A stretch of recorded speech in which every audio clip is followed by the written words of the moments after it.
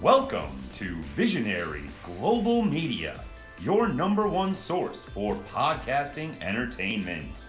Visionaries Global Media, envisioning excellence on a global scale.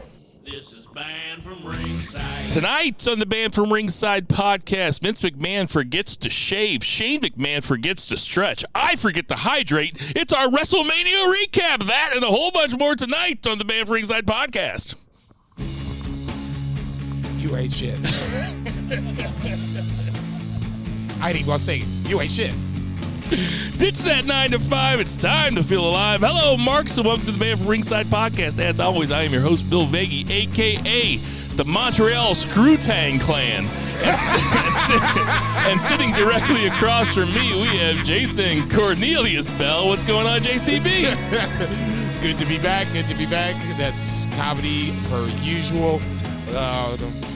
Wu-Tang. I haven't seen that episode. What I guess this is a series or whatever the case may be. Put it on the list of things to do because I have so much shit going on. And on that level, I'll ask the congregation to bow their heads as I read from the latest edition of the Band from Ringside podcast, volume 302. Weird to say, chapter 3, verse 14 of the Good Smart Saying, hashtag Boo the Heels. It's all good, baby. Listen, share, subscribe, repeat. Like I said, good to be back. Sorry I missed last week, but I did listen. And I'll just leave it at that for the moment.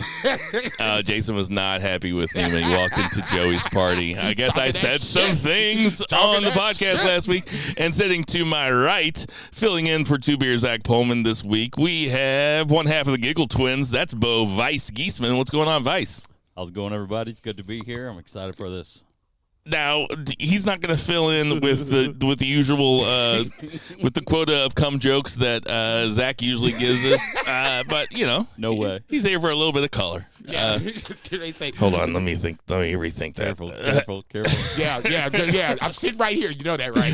So, Jason. So let's be real here for a second. Let's just get it out of the way because I think Bo can attest. Jason came into Joey's party WrestleMania Sunday with a little bit of attitude towards yours truly. Is that true, Jason?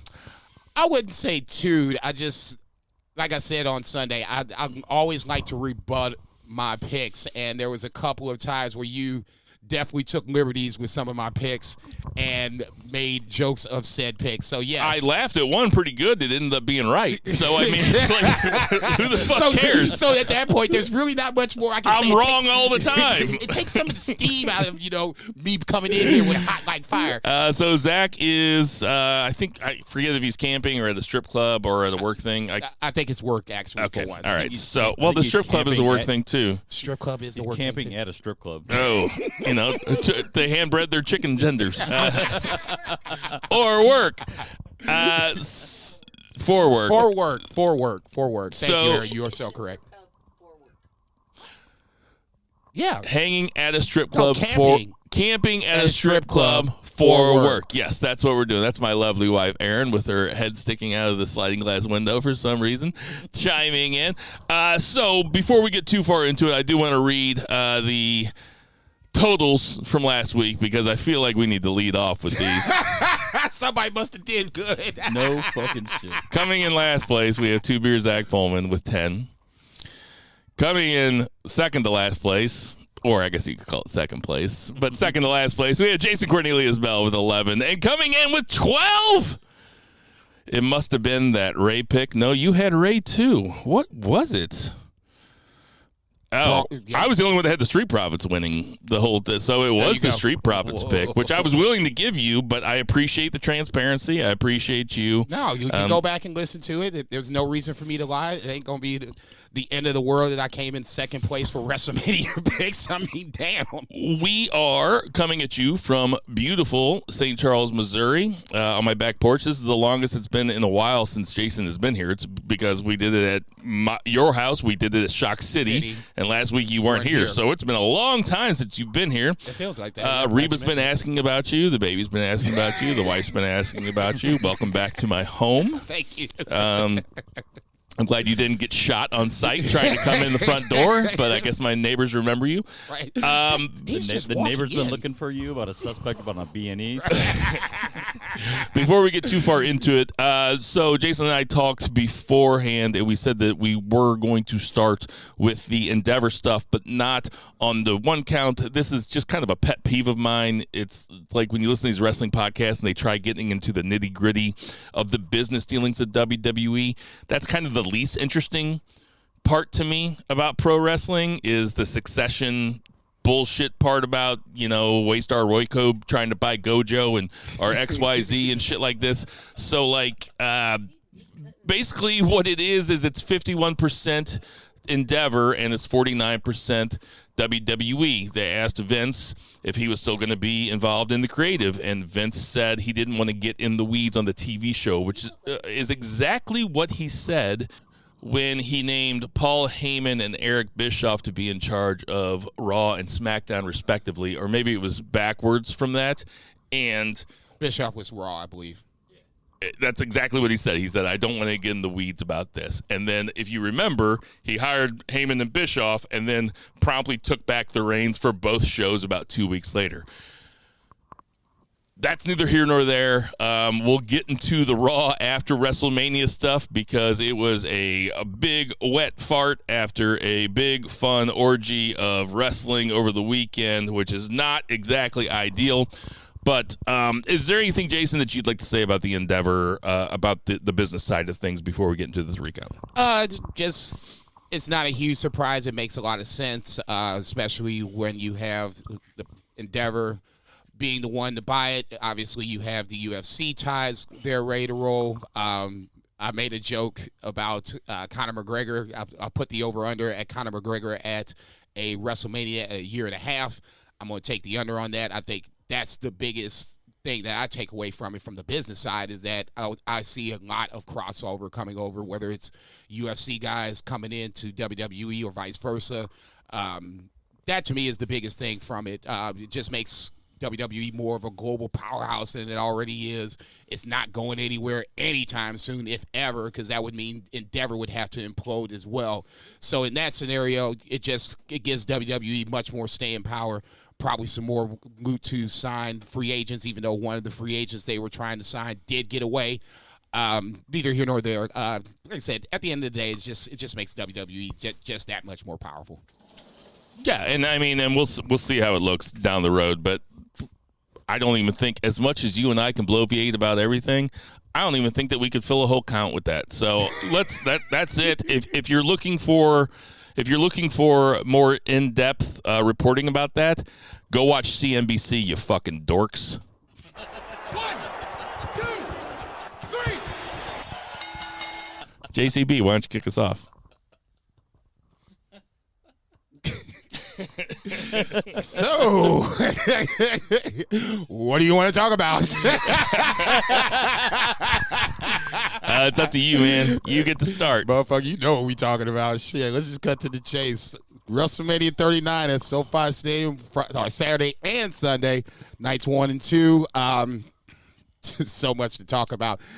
Let's just talk about the one thing that we all want to talk about that we've been talking about for the last 3 or 4 days afterwards is the main event. Night 2, Cody Rhodes versus Roman Reigns for the undisputed WWE title. Obviously, Roman Reigns retains. I will speak for it on myself personally. I kind of had it in the back of my head that this was a possibility. If I had to give it a number, I would say like 10, 15%. I was pretty confident that Cody was going to win, but in the back of my mind, like I said, I knew fuckery was existing. I just didn't know how this was going to play itself out. I thought the match was one of the best matches on both nights. If I had to just right off the top of my head, I would say 2 or 3 matches were better than this. Tag team match, Rhea, Charlotte, Gunther, the triple threat. Dom and Ray. I'd put Dom and Ray above it too, where I'm like, that's where we can get into the minutia of things of, who you like, which match you like best. But those 3 matches that you just said, for sure, I would agree with you. And then from that point, you can start bringing in Roman and Cody Rhodes. This was a classic Roman Reigns match, a lot of ring psychology, a lot of overbooking, especially towards the end. I guess the ultimate question is, did they make the right call? Because that's the biggest talking point going afterwards, past the holy shit that they pulled the trigger on this moment of the whole portion of the program. For me personally, I say yes. I don't have a problem with Cody Rhodes not winning the WWE title. Since he's come back, Cody Rhodes, minus the kayfabe, no, the non-kayfabe injury, he's basically had the carpet rolled out for him. He's beaten Seth Rollins 3 times, once with one arm. He's, won the Royal Rumble. He's main evented WrestleMania. Guys in a lifetime of wrestling don't ever get to do that. And he's slammed that all in basically the span of 6 to 9 months. That's an amazing accomplishment. If he won the WWE title, I think it had just been a short-lived honeymoon. Ultimately, I think the fans would have gotten bored and they might have turned on him. And you don't want that. You want to keep Cody Rhodes as strong as a babyface as humanly possible, especially if he's taking out the guy that's almost, well, at the point he's going to break 1,000 days. Let's just get that off the table. They wouldn't have been talking about it if that wasn't the plan. If he'd have won on Sunday, he'd have lost at 940, whatever. Okay, you don't want somebody to beat that record, or at least a modern-day record, for lack of a better term, and the fans turn on him subsequently thereafter. You bring in, obviously, Brock on Monday, destroys Cody. Same thing that happened with John Cena when he lost to The Rock at WrestleMania. Lost to Rock at WrestleMania in Miami. The next night at Raw, Brock came out, destroyed him, and then a year later, Cena beats Rock. This is going to be Cody's redemption arc story. He's going to have to go through some quote-unquote hard times, for lack of a better term, to get to where he wants to be. Now, how long that's going to take, I don't know. But, like I said, for me personally, love the match, overbooked at the end, no problem with the finish.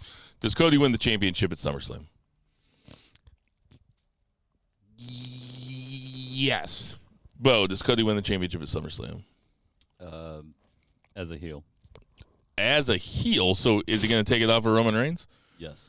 As a heel? Yes. Now, that's interesting. There's a lot to say about this match, right? So, the match was pretty okay. I liked it. It was an above-average match. I didn't really like the ref bump. I didn't like Solo I didn't like it with Solo coming back in with a hood on and giving him the Samoan spike and that being the end of it. I didn't like the Usos coming in. It was just a typical, you want your at least I want my WrestleMania main events to be pure, for lack of a better term. Now, they have, I think Roman said in the press conference afterwards, rolling the third inning of this story. And it's like, holy shit, seriously? Like, they have been waiting for a babyface like this since Daniel Bryan. They have been waiting for somebody who is as over with the crowd, as over with the kids, as much of a white meat babyface as you can have as Cody Rhodes, and they boofed it, in my opinion. There is plenty more that Roman can do with Bloodline story without the title. There is plenty more that they can do. They could have had Solos fuck it up for them. I'm not going to book it for them. They obviously booked it the way they want, and I was disappointed. I'm still disappointed. It's still just, it blows my mind that Roman could still, I mean, how many times is Roman going to defend the title up until SummerSlam? One more time? Probably in Saudi is my guess. Right. One more time. He's not going to lose in Saudi. So Roman's holding it until SummerSlam. And I get the 1,000 days thing, but I said it on here 6 weeks ago. These records don't mean shit. Not even 6 weeks ago, after the Elimination Chamber. 1,000 days doesn't mean shit to me. I didn't like it because the rest of the weekend was so fucking good and so fucking fan friendly. And listen, I'm not a fucking mark for baby faces necessarily. I'm a mark for good storytelling. The storytelling was right there. Who cares if he doesn't have to face hardship? Give people something to cheer about. That place would have popped so big. They did. They did it. They gave it to you the night before. that's not the end of WrestleMania, though. If you pick the wrong date, then that's on you. Who?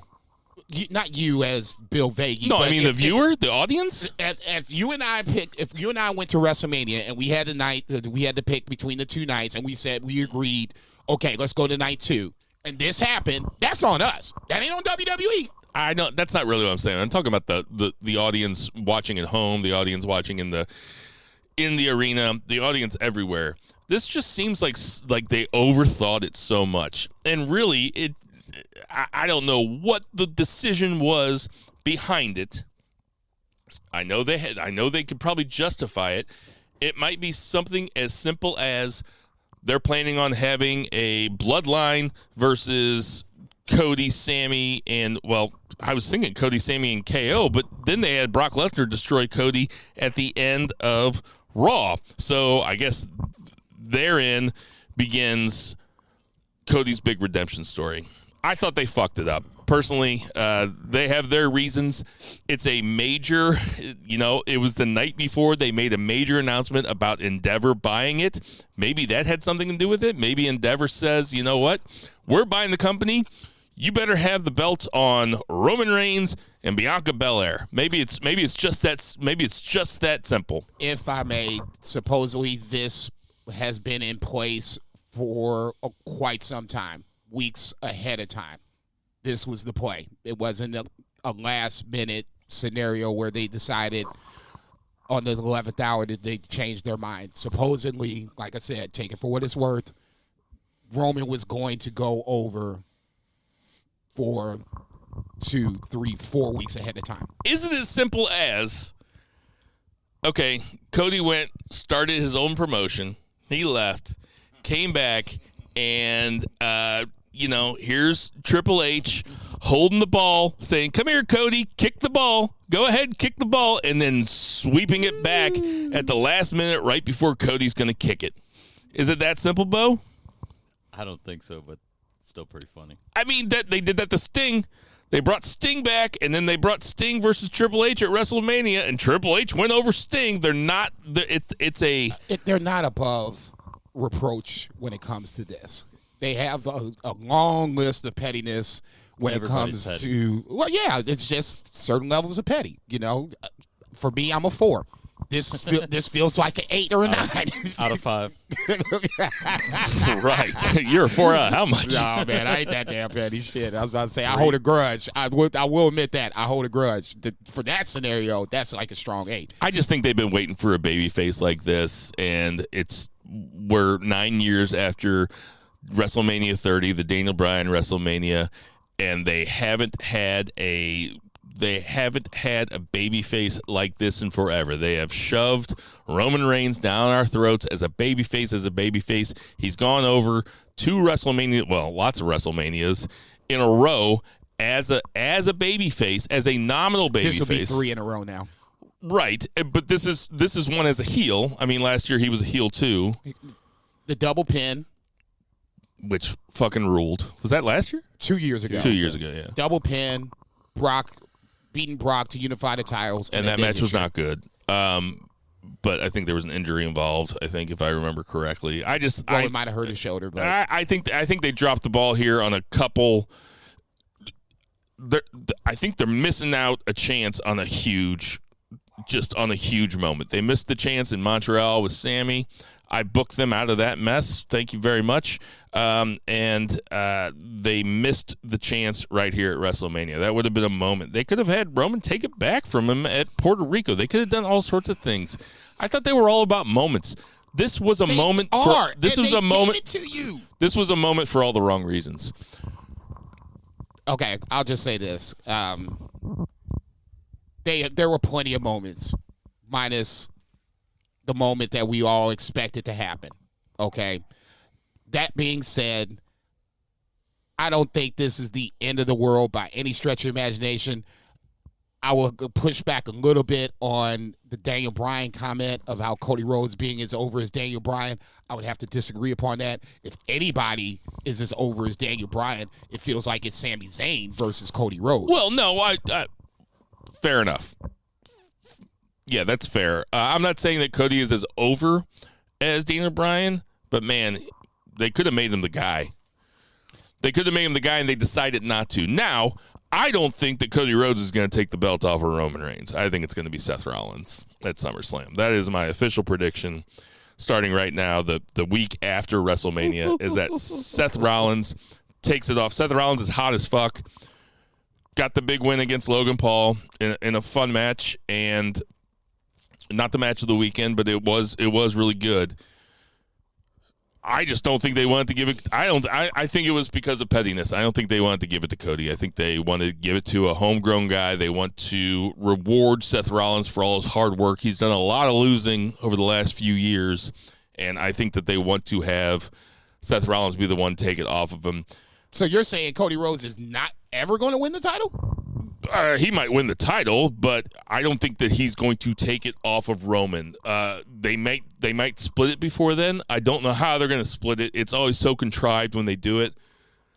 But I don't think that Cody's going to be the one to beat Roman. No, I think that ship has sailed. You think they'll split it and Seth will take one and Cody will take the other? That probably. That's what we were talking about Sunday on our impromptu BFR episode. We can call it 301 and a half. How do we go from here after Roman wins? My initial, if Cody would have won, what would you have gone from there? You could have came out on Monday night and just been like, hey, this is the title, the WWE title. This is the title that my daddy wanted. This is the title that I want. So I want to keep this title. I'm going to vacate the Universal title. You can have a tournament from that point. You made I can't remember what your point was, but it was really good where you can have it where you can vacate the one title and then ultimately have, two champions. And that's what this is kind of ultimately getting towards. I don't think a lot of people would be really, really pissed off if there was a second title running around, because there's guys that are, for lack of a better word, eligible, available to be that second champion. Seth is one. Gunther is one. Cody is one. So you have guys that are there that could be that Raw champion or the SmackDown champion or whatever the fuck it is. Doesn't really matter. This was the time to split the titles. And that's the only reason that I kind of wish Cody won. So that way it was an easier way to do it, or you can kind of maneuver your way to doing it. There's no kayfabe style way that Roman Reigns is going to be like, you know what, hey, I'm giving this title up because I'm bored with it. That doesn't even make sense. Roman is the ultimate egomaniac, and he won't give up a title. So now you've kind of backed yourself into a corner again about splitting up the titles. Honestly, I don't think it's about splitting up the titles. To me, I think it's about getting Roman over 1,000 days, and then from that point, they'll start to figure it out. Well, this is what I would say to that. Grow the fuck up! To WWE Creative. I don't want to belabor this point too much, because it was really like, of all the opinions that I had about WrestleMania 39, this is the one that I feel most strongly against. Let's work backwards and talk about the rest of the card, because there is a shit ton to talk, like really a shit ton to talk about. And there's one part, there's a couple things I can't. There were two moments that I marked out for probably harder than anything. So moving backwards, I think that we had Finn versus Edge in the Hell in the Cell match. Jason, what tell us about that match? What you think? The one thing about WrestleMania is the spectacle of it. And we talked about that with Brock versus Omos on night 2 as the curtain jerker. And I said it before that it was just, part of it is just the spectacle. 2 huge guys, getting on in the ring. This was the same thing, both with really great entrances to start the match. The tail of the story for the match for me is the cut on Finn Balor's head after he got hit with the ladder, and they had to kind of stop the match to see how they were going to actually help Finn out. They took him off camera for a little bit so the doctors could get a look at him. It was a nice little 2-inch, maybe 3-inch gash in the head, where if they would have continued the match without some sort of medical supervision, It could have split open. It could have gotten a lot worse. So in that scenario, I know people had a problem with it, but I think they did it right, erring to the side of caution. Once again, I just read this. Take it for what it's worth. If that spot wouldn't have happened, and obviously it's not a planned spot, shit just happens when you have Hell in a Cell.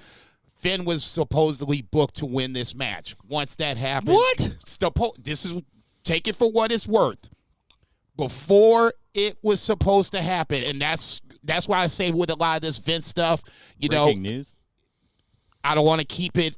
I want to keep it, somewhat with a grain of salt in hand. Is that what your sources say?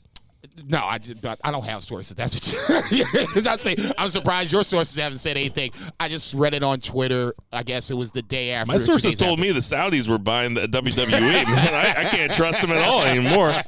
No, I just read it the day subsequently thereafter that the plan was to have Finn go over Edge, which makes sense too.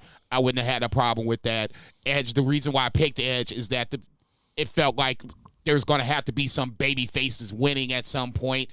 Edge has kind of taken the ass end of this feud for quite some time. Hell, he had to say, I quit in the I quit match, and they still hit fucking his wife with the concerto. So that's the reason why I picked Edge. But like I said, neither here nor there.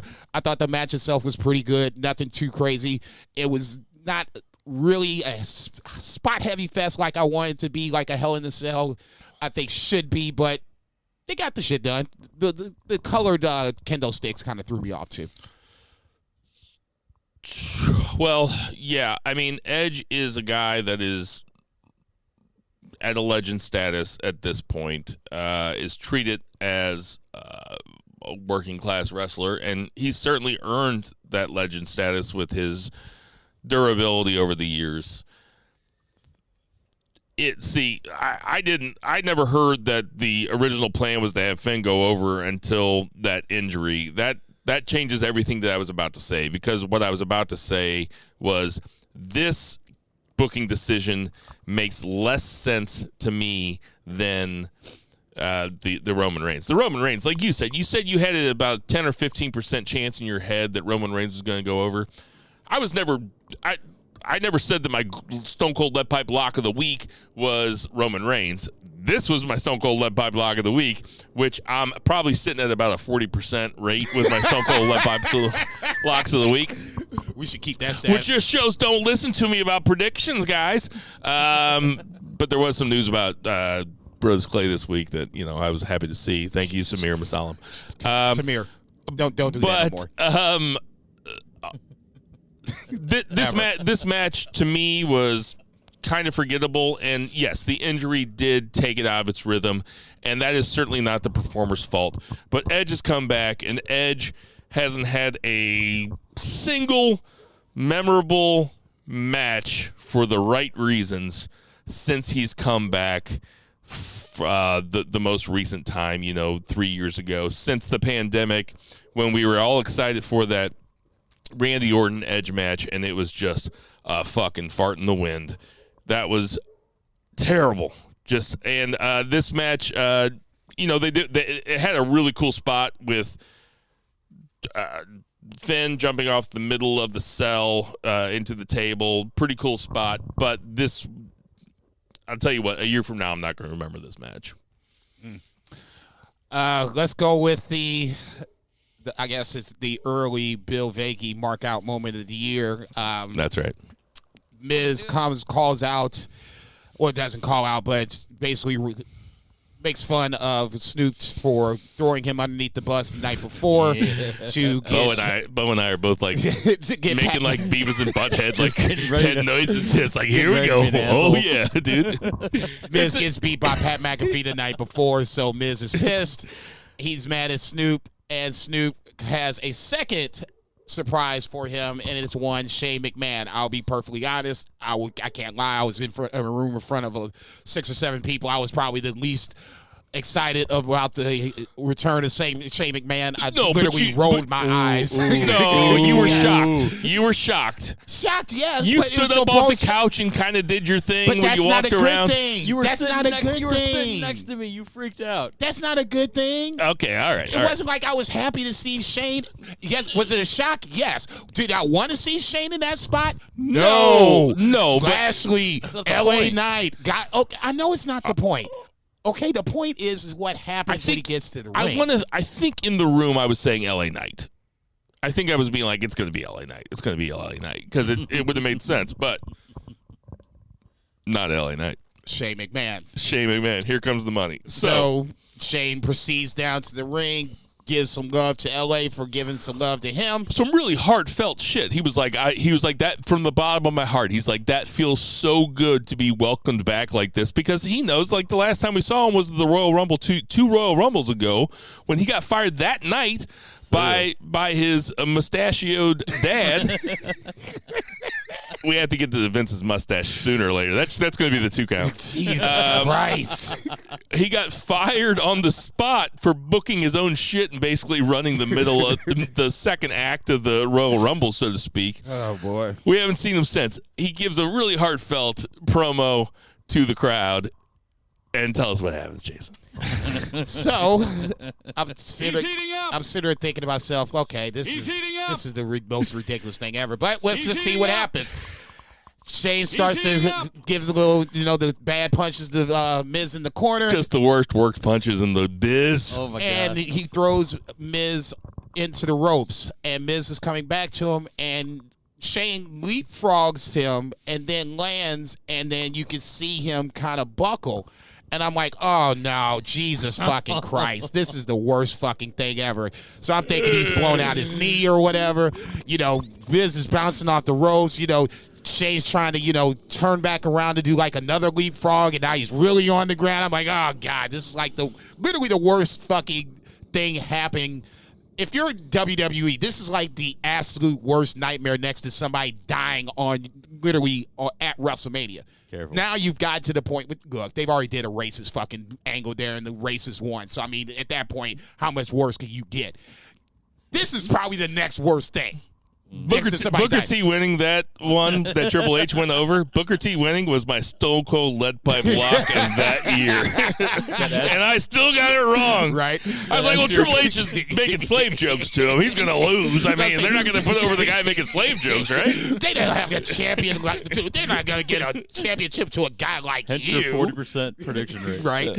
So, next thing you know, Shane's on the ground. Miz is, walking around him talking big shit, and Snoop's getting in the ring. And I'm like, okay, I don't even know what the fuck's going to happen next. And Snoop delivers one of the best right hands of the weekend, drops Miz like a bad habit. I'm like, okay, so we've got Miz versus Snoop now, which probably makes a whole lot more sense because if you think about it, he should be mad at Snoop versus anybody else, and Snoop should be the one taking him out. Neither here nor there. Snoop comes in an impromptu match, knocks out Vince, drops the slowest people elbow on record for the 1, 2, 3.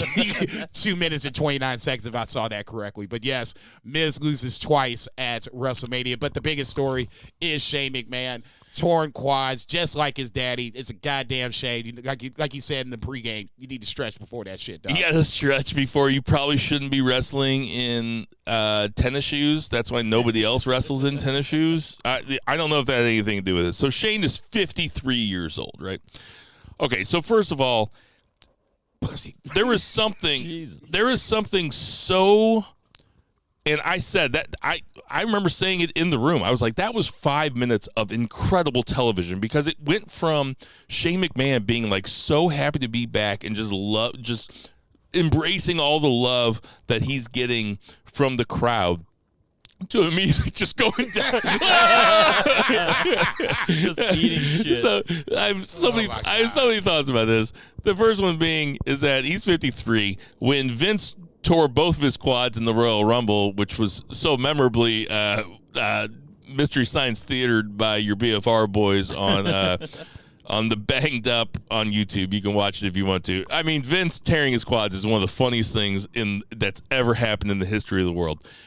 Shane tearing his quad, it would be funny to do like a skit of like all the McMahons in the past, like all of them, like back in the 1800s, just like tearing their quads doing stunts. Just like, it's like their Achilles heel.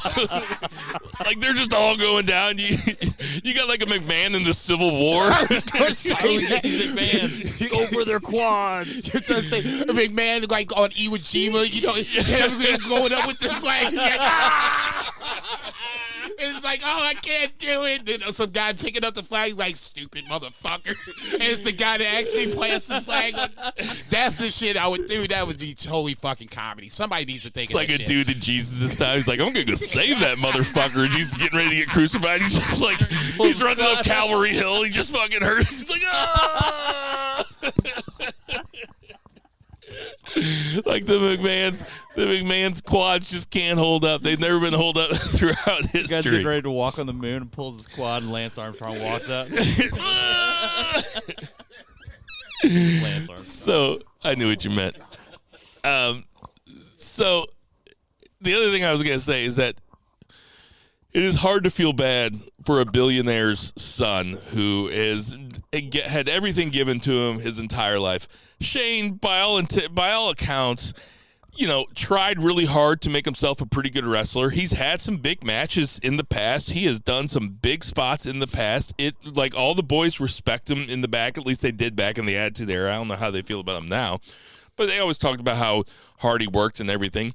It's really something to have the lowest moment of your life also be so goddamn funny, Dude. Like that's a hard thing, and maybe he'll come back, 2 years from now. No, that needs to be it. You done? if that's it, I mean that's the funniest WrestleMania moment of all time. In all of the things we've seen him do, that's how he pulls his quad. Yeah, I know, a leapfrog. Thank you. Just a leap. We saw Kurt Angle try to throw him through plexiglass 4 times. I heard. You okay? I'm that's- sorry. You fractured skull. No big deal. You are. I heard That's how he gets hurt. That's how it's just a back and forth. I heard that the plan was he was going to do a coast to coast.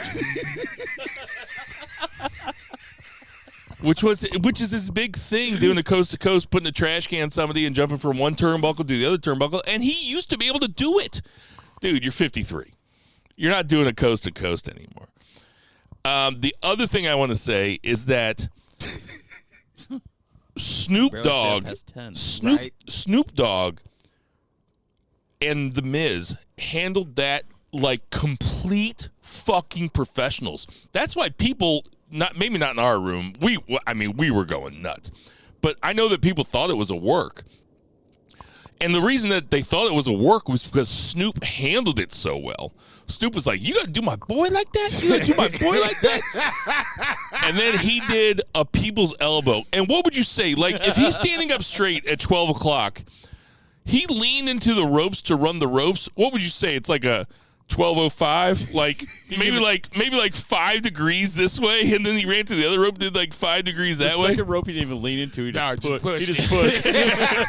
Well, I'm just going to go ahead and just put this arm out here. That's going to get our momentum going. It's right here. That is one of my two out of a great weekend, like a legit great weekend of wrestling, especially if you throw in Stand and Deliver and and the SuperCard of Honor. After a great weekend of wrestling, that might be the most memorable. It was unbelievable. If you'd have told me, so if funny. you'd have told me that would have happened, I'd have been like, no way. I thought I've seen everything in WWE, and then It just shows you, even with scripted entertainment, the best shit is unscripted. amen for that. Kudos to Snoop, because like I said, and The Miz too. They both, How pissed do you think Shane was? dude. I feel bad for him, except he's gonna go to bed and lay his fucking head down on a fucking stack of $100 bills. I don't feel that bad for him. No, he's fine. He'll be all right. He's fine. He'll be okay. Moving on next. Not at Going backwards. Hilarious though. Bianca Belair versus Asuka. Bianca obviously retains.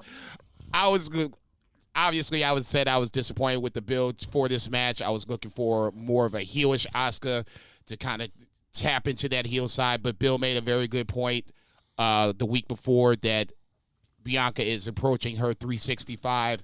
She has a show coming up, so it would be kind of foolish to take the title off her right at this point. The missed spot was the one time where I thought they were going to swerve us. Obviously, on night 2, they swerved us later on. Neither here nor there. I thought this was fine for what it was. It just didn't feel like Asuka was there to win the title as the match went on. Once she missed the mist, it kind of felt like this was fait accompli at that point. That's just me. Yeah, I thought this match was. I mean, the match was good. They're two incredible performers. I didn't go back and rewatch this match sober. I mean, I just, like, there was so much stuff that happened. There was so much stuff that happened, it's impossible to remember. Like, I remember, I wasn't sober during Rhea versus Charlotte either, but I remember a lot about that match because that match was special. But we'll get to that later. But you're welcome. Bianca Belair going over is, it makes sense. It makes all the sense in the world. I don't think this hurts Asuka at all. It doesn't help. It just, I don't know. I was much more excited about this match. Well, how come not you in particular, but how come people say that, like, shit like a loss for Cody is going to help Cody, and shit like a loss for Finn Balor is going to help Finn Balor, and a loss for Dom's going to help Dom, but the loss for Asuka is not going to help Asuka? Why not? Well, in this case, I guess I'm arguing your point from way back is that wins and losses matter. So for me, in this point, it's kind of like, what do you do with Asuka? I mean, you can always run it back, but I mean, I just don't feel like it's, it feels warranted how the match played itself out. It was a decisive win for Bianca, so it feels like if you play it the normal way, Asuka has to go, quote unquote, to the back of the line. Somebody else comes up, and then we play this game. If it would have been a scenario where the finish was some sort of weird, clunky finish where the ref gets bumped and Asuka has Bianca tapping out, or Asuka has Bianca pinned, something like that, then I would be like, okay, yes, this makes sense. We can run it back. This was a time to kind of make this heel Asuka into her own personality and put Bianca back into chase mode. Bianca is kind of doing what Roman Reigns is doing right now on the men's side. She's running the table through the women's division. It's getting to the point now where she's running out of women to beat. And it's not like there's a lot of women that are capable in a scenario. If you put a woman against Bianca, you could be like, oh, this woman can beat Bianca. It's a very, very short list of women in kayfabe style that you can look and be like, okay, yeah, she can beat Bianca Belair. So in this scenario, I thought that was something to be in play. I thought getting a heel Asuka on track was in play. So that's part of the reason why I picked Asuka. Like I said, I didn't know about this whole TV show thing. If I'd have known that, maybe I'd have changed my mind. Neither here nor there. But I think it was more important for Asuka to win this than for Bianca to lose it. That's a fair argument. Jane Cena, right? I mean, she doesn't lose. She doesn't lose very often. What was behind this? You had the WrestleMania Showcase, men's side, Street Profits, Braun and Ricochet, Alpha Academy. That was night 1. Oh, I'm sorry, the women's WrestleMania match. Ronda Rousey, Shayna Baszler, Liv Morgan, and Raquel Rodriguez. 8.5 minutes. How long do you think Ronda Rousey was in the match? 2. How long do you think Shayna Baszler was in the match? 6. Oh, I think it was way less than that on both. They said that they were both nursing injuries, right? I think that Ronda Rousey was in the match for less than a minute. She just finished. Yeah, she did. She had to finish. Or right. whatever, it was just the finish. And I would be remiss if I sat up here and said I watched this match intensely. They were out of the match early, and then they came back in. We might have been smoking cigarettes outside. Definitely smoking cigarettes outside. No, I was going to say I was physically in the room because Oh yeah, there was only one match that Jason didn't watch. and now so I Don't. okay. Don't So do there you it. go. No, What was well? Okay, we don't have to talk about that match. That match sucked anyway. What was behind it? then you had obviously the night 2 curtain jerker, Brock versus Omos. Brock goes over. That's all I know because I wasn't physically in the room. I'll let you guys talk about this ad nauseum if you choose to. Bo, would you give it 4.5 or 5 stars? Oh man, probably 7. 7 stars. I would give it. I mean, Bo liked it more than I liked it. I'll give it about 4.75 stars. I was screaming. I was flipping around. It was like, Listen, I like watching big meaty men slap meat, and I liked watching Brock Lesnar German suplex Omos and then giving that 5. Listen, it was 4 minutes and 55 seconds. Didn't overstay its welcome. It was completely fine for what it is. They obviously had to keep Brock strong so that Cody can go over. I mean, that's just booking 101, guys. yeah.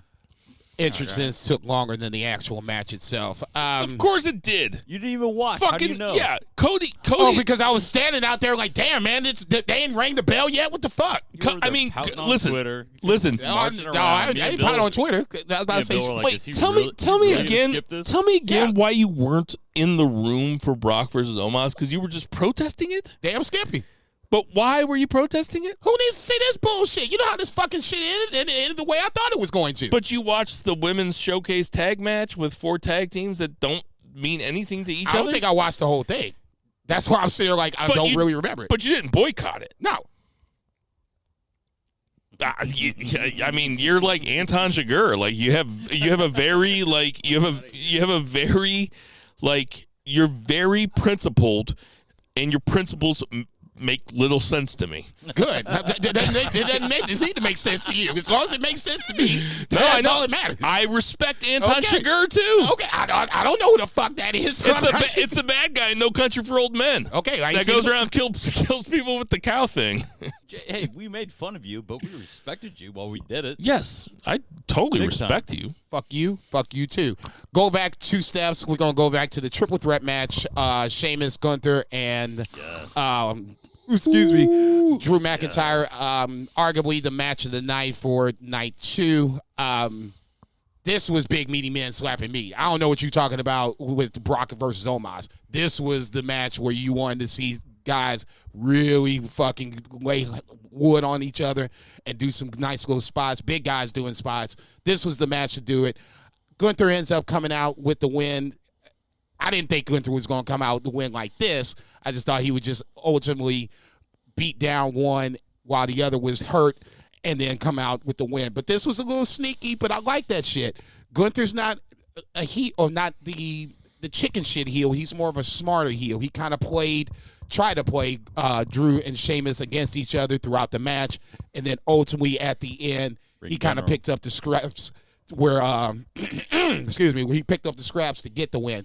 Like I said, to me, this was the match of the night for night 2. No doubt. With Gunther retaining. This is one of the 4 best matches of the weekend. I have my 4 in mind that were the best matches of the weekend. Brock and Omos are number 1 and 2. No. Okay. So Brock and Omos aren't on there. This is one of my 4 matches of the weekend.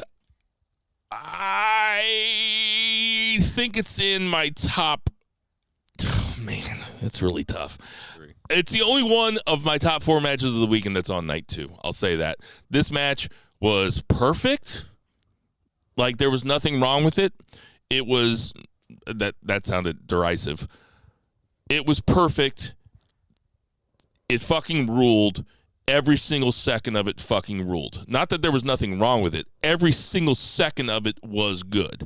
And it's the type of match that when we look back on match of the year, if you rewatch every single match from WrestleMania, at least my top 4, I'm speaking for myself. If I watch all my top 4 back at the end of the year, I think that this one's going to hold up the best, because once you strip away the drama of watching it live, which of course is like a different kind of fun than just going back and watching wrestling match the second time, this was just I mean, unimpeachable. They couldn't have done anything better. You know what was most surprising about this match? How over Sheamus was. That crowd wanted Sheamus to win. That crowd was rooting for Sheamus. Those 30 overheads. And Sheamus has been around for a long time, and I don't think I've ever seen a crowd that into Sheamus except for at Clash at the Castle. The Sheamus is big time right now. Sheamus is over, and I you know what? I hope they run back him and Gunther. I like do a best of fucking 21 series for all I care, man. Just have them fucking beat the shit out of each other. Nobody's gonna win in the best of 21. The fan will. We do. The Intercontinental Championship have to be held up after that. Night 2 I thought was good. Well, let's jump back to night 1. Let's start at the top. Can we give a grade for night 2? Wow, I was going to go with the overall grade. Night 2 was nowhere near as good as night 1. B-. I give it a B. I'm saying C+. Okay. Night 1 opens up with, Bill's second favorite wrestler, John Cena versus Austin Theory for the United States Championship. Austin Theory pulls out the dub in most dubious fashion, dare I say, fuckery 101. Not that I wasn't expecting that. I thought Austin Theory should go over. Now, if he goes over clean or not, ultimately it does not matter. I thought this was a good way to open up night 1, get people in the seats, and get people excited about what was to come. Not the greatest match in the world, but they got the finish right, and to me, that's ultimately all that matters. Bo, did you like this match? Oh, I had a great time with this match. Yeah. Actually, just because I was watching it with Bill, and he was so torn about John Cena, up and down. Like, he was living through this fucking match the entire time. Was I torn because I'm anti-John Cena? Dude, you wouldn't sit down. All you wanted to do was see John Cena win. Oh, yeah, that's right. He had on his fucking sweatbands. He had on his jean shorts. Oh, it was insane. You know, this is an audio medium, and people don't know that you're joking with that big shit-eating grin on your face. I was not rooting for John Cena. Grow the fuck up! He's hitting up. I was say no. He's an undercover John Cena fan. Don't let him fool you. It was all right. It was all right. Nothing. What was it? 11:20. So I mean, It was a nice curtain jerker, and it set the table for the rest of the night. For sure, it lit the fire. For sure. Second match was the men's WrestleMania showcase. Braun Strowman, Ricochet, Street Profits, Alpha Academy, and the Viking Raiders. 8 minutes and 30 seconds. The Street Profits win the match. I said it the night when I watched it. This was the night where I wasn't with everybody and I watched it by myself. I don't mind this match. I just wish there was something that goes to the winner. The winner should get the title match. Granted, Street Profits and KO had a match on Raw the night after on Monday night. It wasn't for the titles, but I just thought that if you're going to roll these guys out and have them, wrestle this match, you might as well put some stakes on it. That's just me. There was one huge moment in this match that Bo and I were watching it here, just us two, and I don't know if the baby was in bed at this point. Yeah. The baby was in bed at this point, but the part that we marked out on hard was when Braun Strowman was running around the ring, and he ran around a second time, and Angelo Dawkins stepped up and shoulder blocked him. Stuff that motherfucker. Oh, my God. And you know what? The crowd popped, too. The crowd went nuts. The crowd went nuts. And this is, I can't, I go on different sides of the Angelo Dawkins argument a lot. I like him. And, it's tough. Angelo Dawkins probably has to be sick of people saying he's just not Montez Ford. Well, stop comparing him to Montez Ford, and let's just say that Angelo Dawkins is a fucking badass and has a future as a singles wrestler. Also, maybe if that's what they choose to do, or keep them together and have them run the tag team division for a while. But either way, that crowd was into Angelo Dawkins, and that crowd was into Montez Ford. And Montez Ford's last Frog Splash, I swear to God, it was like he jumped off, like he had a springboard or something. Like he was so up there, and it was Super fun match. Didn't overstay its welcome. Perfect way to get everybody on the card and have everybody get their shit in and, have a little bit of fun. I thought this match was perfectly fine. Liked it a whole bunch. Above average bullshit match that had nothing on the line. Fair enough. Next up, the Angelo Dawkins shoulder block, though, man. That was something, man. Because nobody shoulder blocks Braun Strowman. Not when you get. No. And you know what? Good for Braun Strowman too, because he sold it. He sold it like he was fucking JFK. And he started that run, and he went around once. And we're like, he's gonna fucking go around. He's gonna go around again. And Angelo Dawkins is like, nope. Grills him, and me and Bill were like, holding back the fucking bench in the living room. I was about to say, that was a nice. You're gonna get a tea. You're gonna get a tea. Get on the bench. Get on the bench. Seth Rollins versus Logan Paul next. I liked Logan Paul's entrance. Very HBK-ish, if you will, dare I say. Seth Rollins, arguably one of the best entrances of the weekend with the live, conductor helping the singing to tune up the band, for lack of a better term. I thought this, at the point where I was watching this, I thought this was the match of the night. Vice and I said the same thing. We were like, that's an HBK entrance. That looks like HBK. For sure. I was going to say against Bret Hart when he came in the Iron Man match. I thought this was a really good match. Right guy went over. Logan Paul, once again, just continues to... I won't say amaze anymore. I'm past the point of amazement. Just impressed. And I guess that's the word I'm going with. They also got in that, quote unquote viral moment with his buddy KSI, whoever he is, the black guy that got splashed on. Right. And apparently he got really fucked up because it's hard for Rollins to know how to. Like which part to splash if you're in like a cylinder, like a foam cylinder. It's like he doesn't want to hurt him. Costume. But I guess he kind of hurt him. But that's the cost of doing business, KSI. Okay. That's how you get the respect from the boys in the back. I'll say this, the part that somebody is in Logan Paul's ear, and I don't know if it's Triple H, I don't know what agent is back there in Logan Paul's ear. But he knows how to add little stuff into the match to make him seem they're not really Easter eggs, but they're more like when he did that go to sleep, me and Bo were like, what the fuck is he doing to go? And the crowd even goes, oh. Like, well, I'm over like, you ain't shit. But like, remember when he did the Eddie shimmy that one time, and he did the Three Amigos that one time. Like, he knows how to get somebody is in his ear. That's not Logan Paul being like, oh, you know what, I'm going to do the go to sleep here because CM Punk's such a big deal. I don't think he's that smart. I don't think he's that. I just don't think he's that tuned into the world of marks. I really don't think that somebody is in his ear. But doing that go to sleep was fucking cool, man. We went nuts. Yeah, we did. We were like, ooh, what does that mean? What's that mean? Oh, why is he doing that? What does that mean? Is he making fun of CM Punk? Is he respecting CM Punk? We're on Twitter. We're like, look it up. It was badass, man. I'll say this, and I said it when I saw you guys on night 2. One of the reasons why I respect Logan Paul is the fact that he is a troll and he knows how to push our buttons.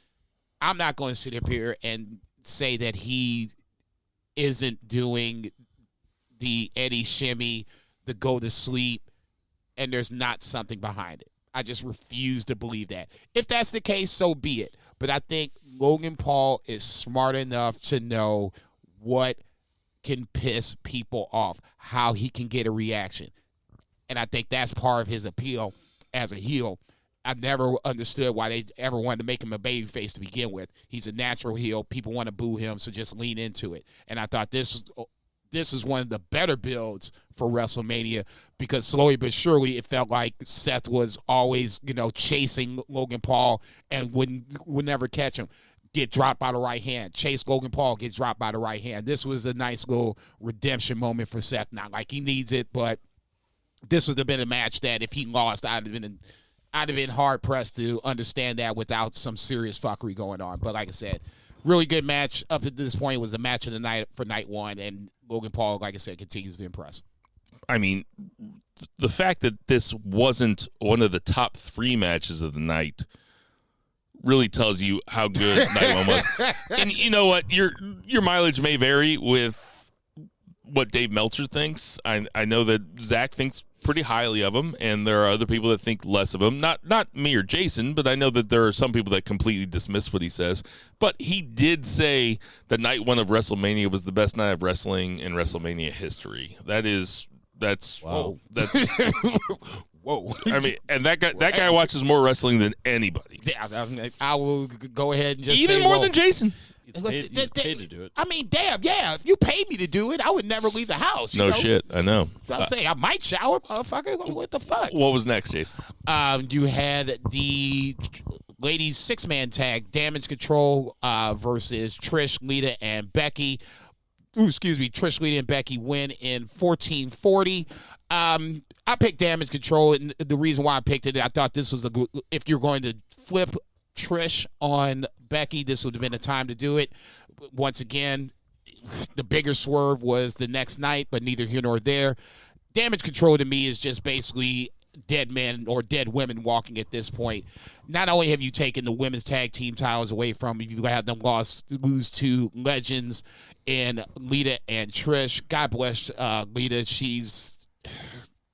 I don't know why they thought this was a good idea. Apparently, they did not watch her in the ring before they said this was the way they wanted to go.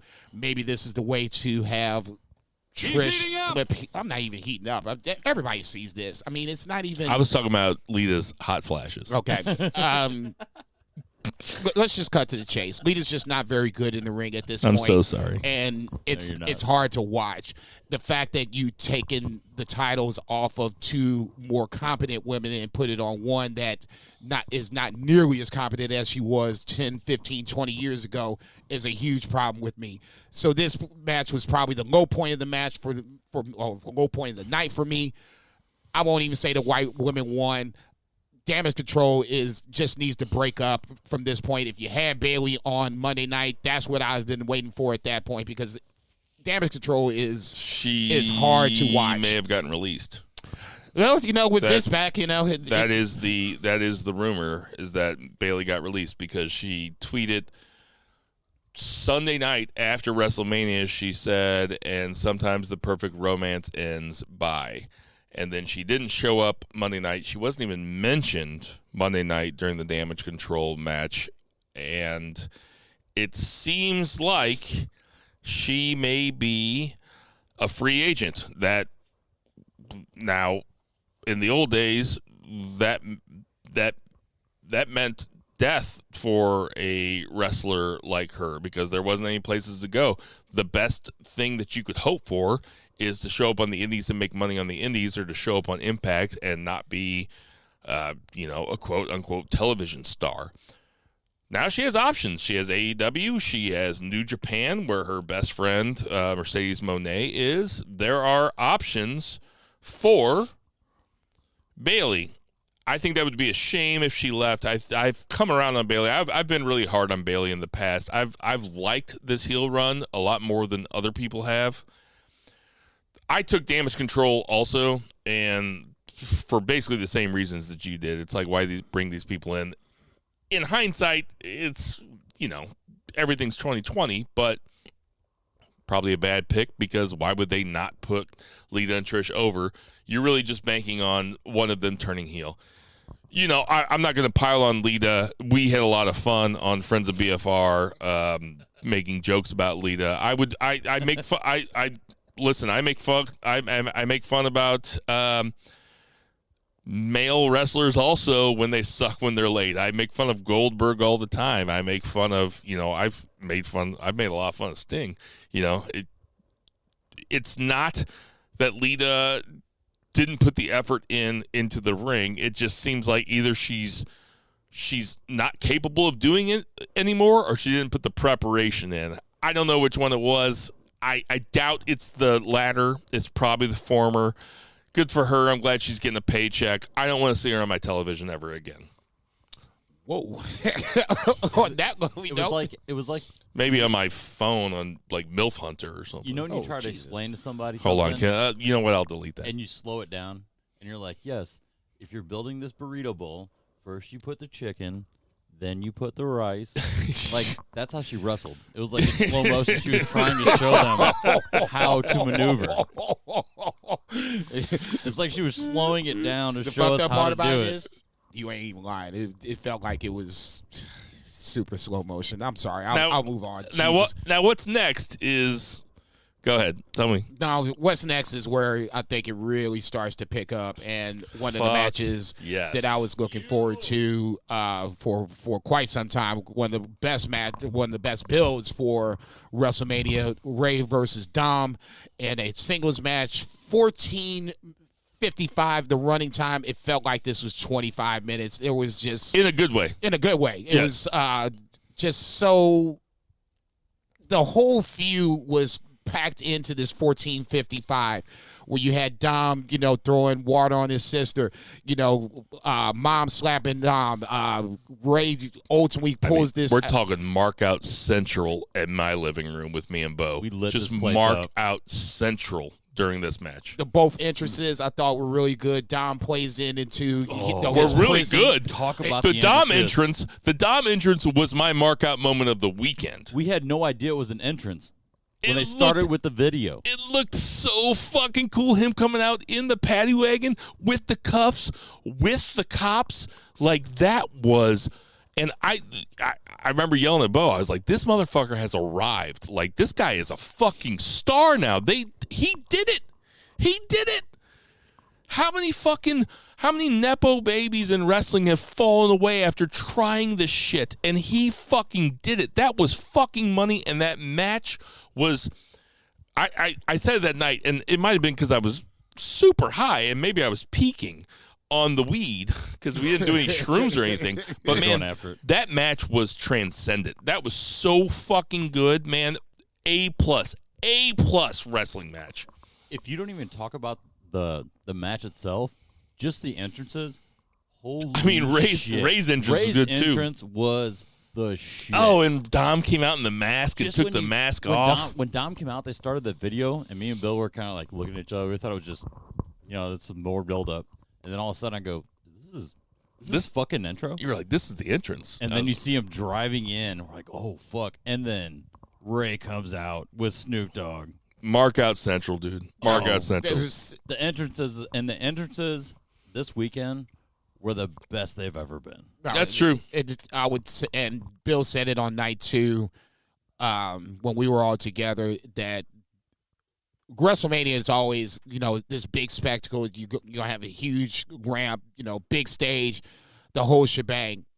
I thought they nailed it, and Bill said it first, and I agree with him. I thought they nailed it with the intros, how they made these. Like Seth Rollins had the conductor, Roman had the pianos. They Seth Rollins was specialized. insane. They specialized everybody's intros in their own little certain way. Bianca Belair, the contortionist at the very end, shout out to her because her mom kids. passed away, and then she had to come out the next night, or it was the same day. I think it was the same day. Either way. A little girl coming out like that in front of 80,000 people. What? True story. I was watching the press conference after night 2, and Triple H was saying that the contortionist's mother had passed. Either it was the night before or the day of, and then she had to come out and perform at WrestleMania. And I was just Wow. like, that That's just impressive. blows my mind. The resilience of little kids. I think we always worry about, what about the kids? You be surprised how fast some kids can bounce right back. So It's true. kudos in that scenario.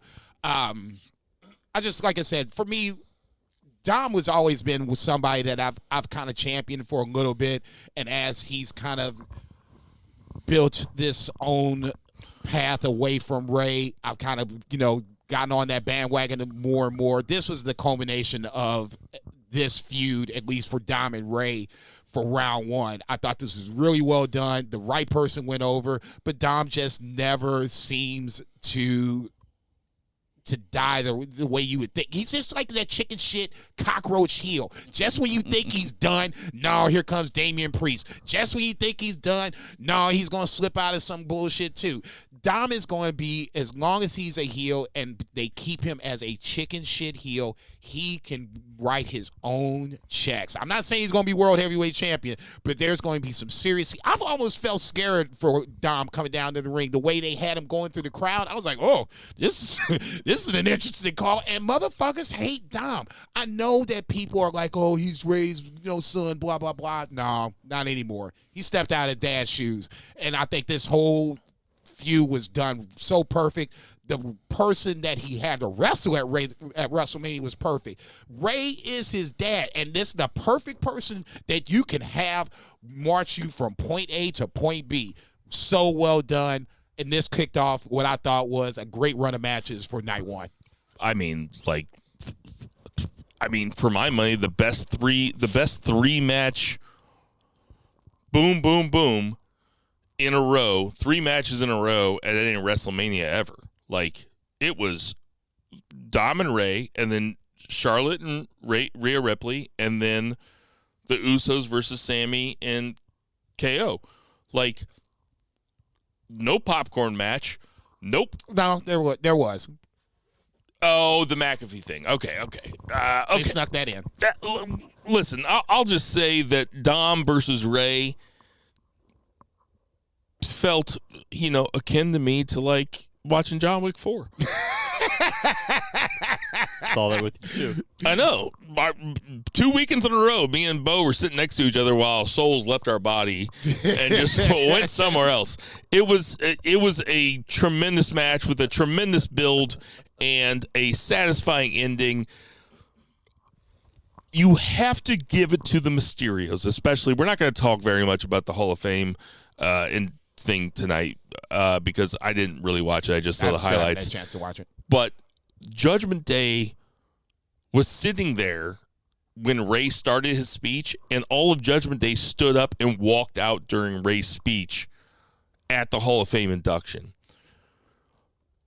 Dom's mom, Ray's wife, and Dom's sister, Ray's daughter, they never smiled a little bit. They didn't break kayfabe. They didn't do... Oh, stop, dude. She's young. They didn't break kayfabe. They didn't do... They were so into it the entire time. There wasn't a smirk. There wasn't a... how sometimes they'll show Jungle Boy's parent... Or not Jungle Boy's parents. Jungle Boy's mom and Jungle Boy's sister, and they, like, always had that little smile like they know they're in on the joke. Jericho's dad. The Mysterios... Jericho's dad is He's bad. always laughing. Yeah. I'll say bad. The Mysterios, as a family, never broke kayfabe the entire weekend. And Ray's speech didn't even give Dom, he didn't even give a little nod to Dom. He talked about how great his daughter was and how great his wife was. Purposefully left Dom out. God bless the Mysterios. You know what? Cody, you're right. There is more than one royal family in professional wrestling. And it's the fucking Mysterios. Shit, dog. Dominic snatched that drink out of sister's hand, like, took a drink, and then threw it in her face. I was like, oh, no, you didn't. This is game on. We lost it. I damn near tackled Bill when that happened. All right, Jason, what happened after Dom Ray? Arguably, once again, the match of the night coming up to this point, Rhea versus Charlotte for the SmackDown Women's Championship. I know in the back of my mind, I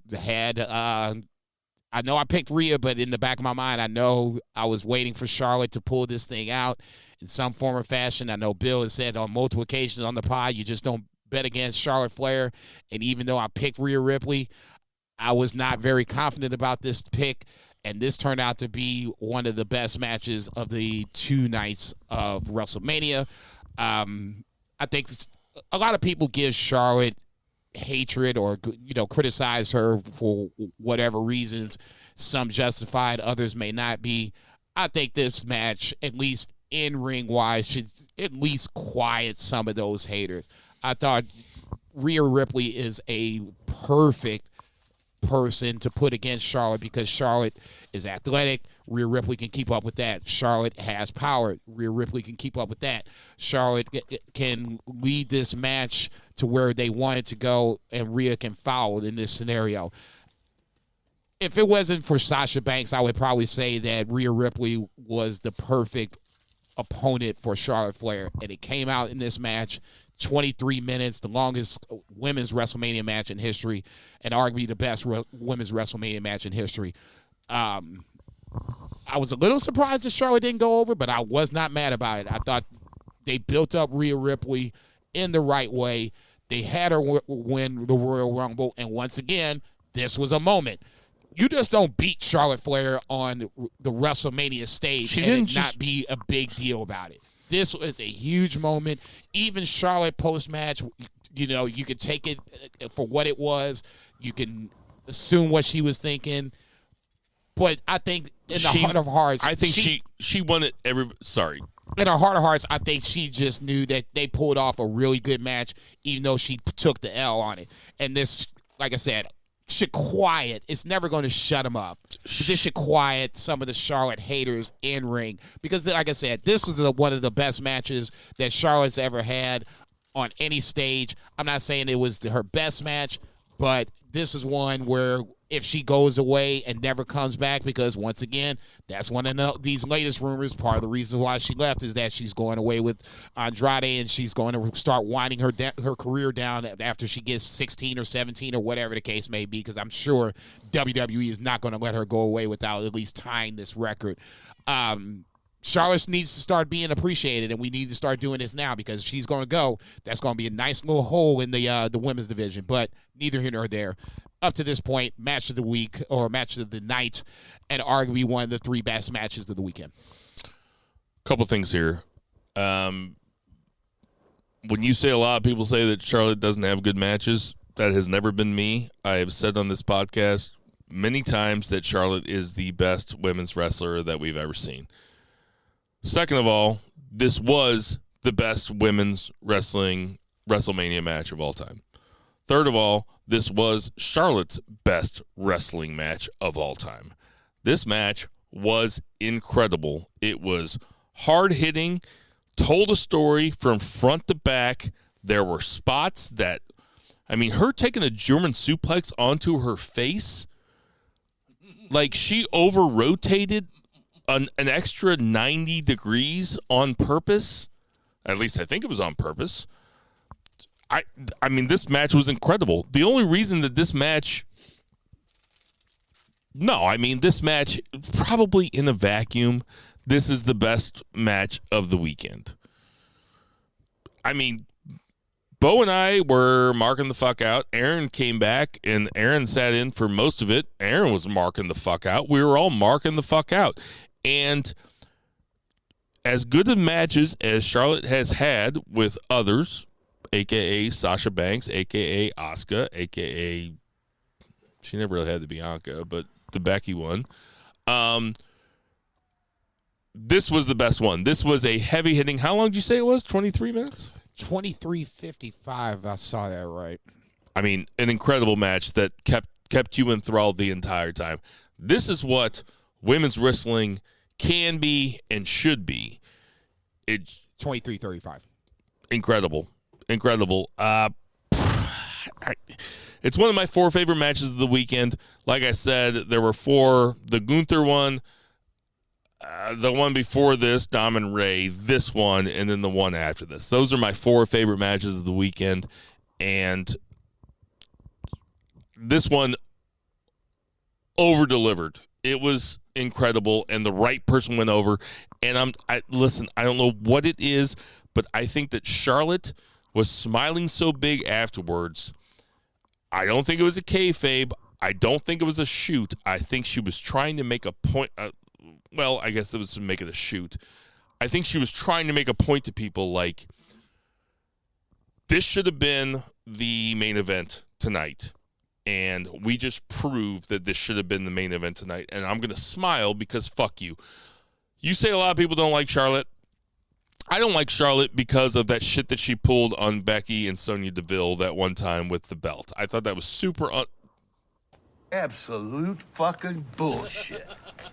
Unprofessional bullshit. That's exactly what it was. He's like, wait, I got this. It's like, wait a second. This fucking guy. You can literally see him like, wait a minute, I have something. I have a drop. I have 3 drops, and I have one that works perfect for this. This is what you call Unprofessional bullshit. It was unprofessional bullshit what she did with the Becky and Sonya Deville that one time. It was terrible, and it really turned me off of her. It really did. I was pissed off at her for probably unreasonable reasons, but I'm a mark. This match was incredible. Loved every second of it. Couldn't have been better. 5 stars in my mind. It was as close to as perfect as you can get. I wouldn't be mad about a 5-star rating by any stretch of imagination.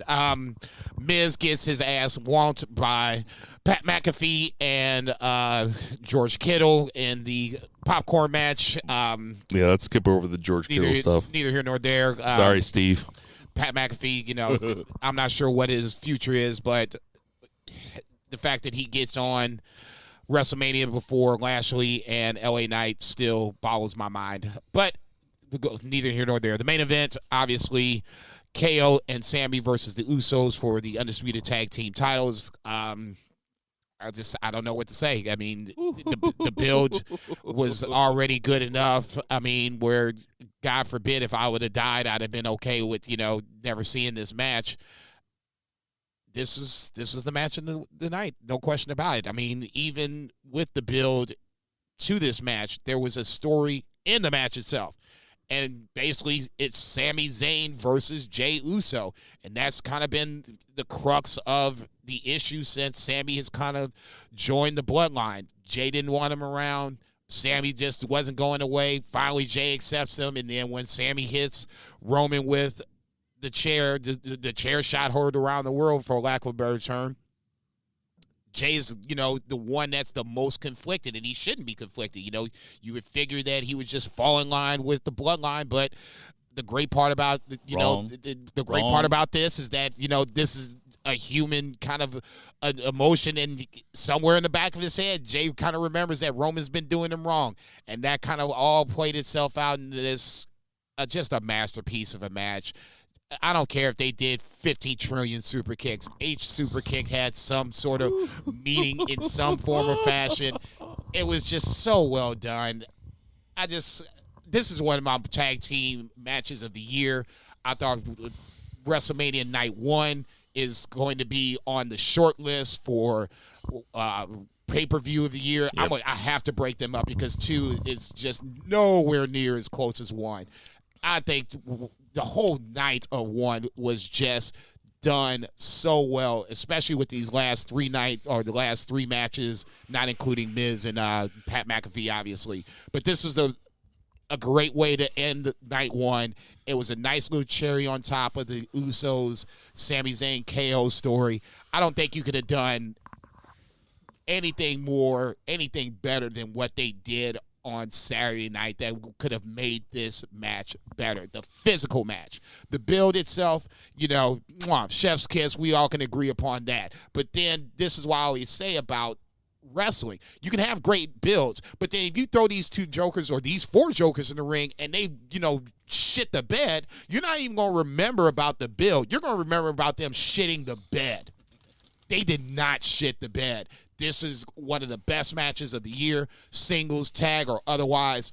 It was, just take the mic. I'm I mean, there's not much more I can say. I mean, I agree with everything that you just said. They could have done 40 more super kicks. I would have watched every single one of them. The crowd was invested. The crowd was completely invested, which is, we say it all the time on this podcast. The crowd is the third person in the match, even more than the fucking referee.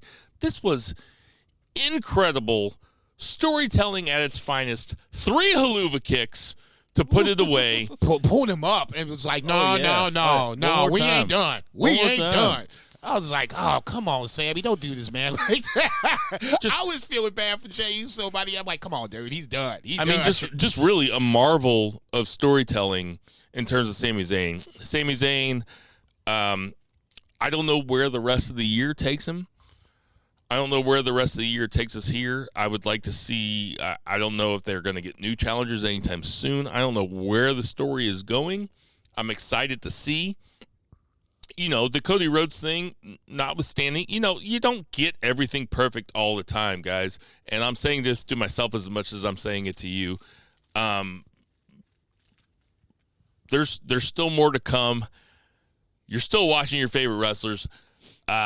This was a perfect capstone on a perfect WrestleMania build to this match. And could not have been better. I don't know how it could have been better. It was a great match. It was so good. And I was even joking around with Bill beforehand, and I was like, we were talking about super kicks. I'm like, man, I would love to see the Usos wrestle the Jacksons and just super kick each other for 20 minutes. Nothing but super kicks. At the end of this match, we forgot that conversation. Yeah, we did. Yeah, and we talked about that. We were like, no, that was the best match. Dare I say that's the best match the Usos have ever had. I mean, on the biggest stage, it's like okay, what's the best game that Edgar Renteria had? It could have been some game on May 17th where Edgar Renteria went 4 for 4, or it could be the game that he, you know, drove in the winning run on the World Series. I mean, on the biggest stage, on the granddaddy of them all, the showcase of the Immortals, the Usos managed to put on a 30-minute match with two of the best guys in the business, notwithstanding. I mean, that's not the point. The point is that they stepped up and they didn't shit the bed. And that's not always the case. Does that show how good the Usos are, though?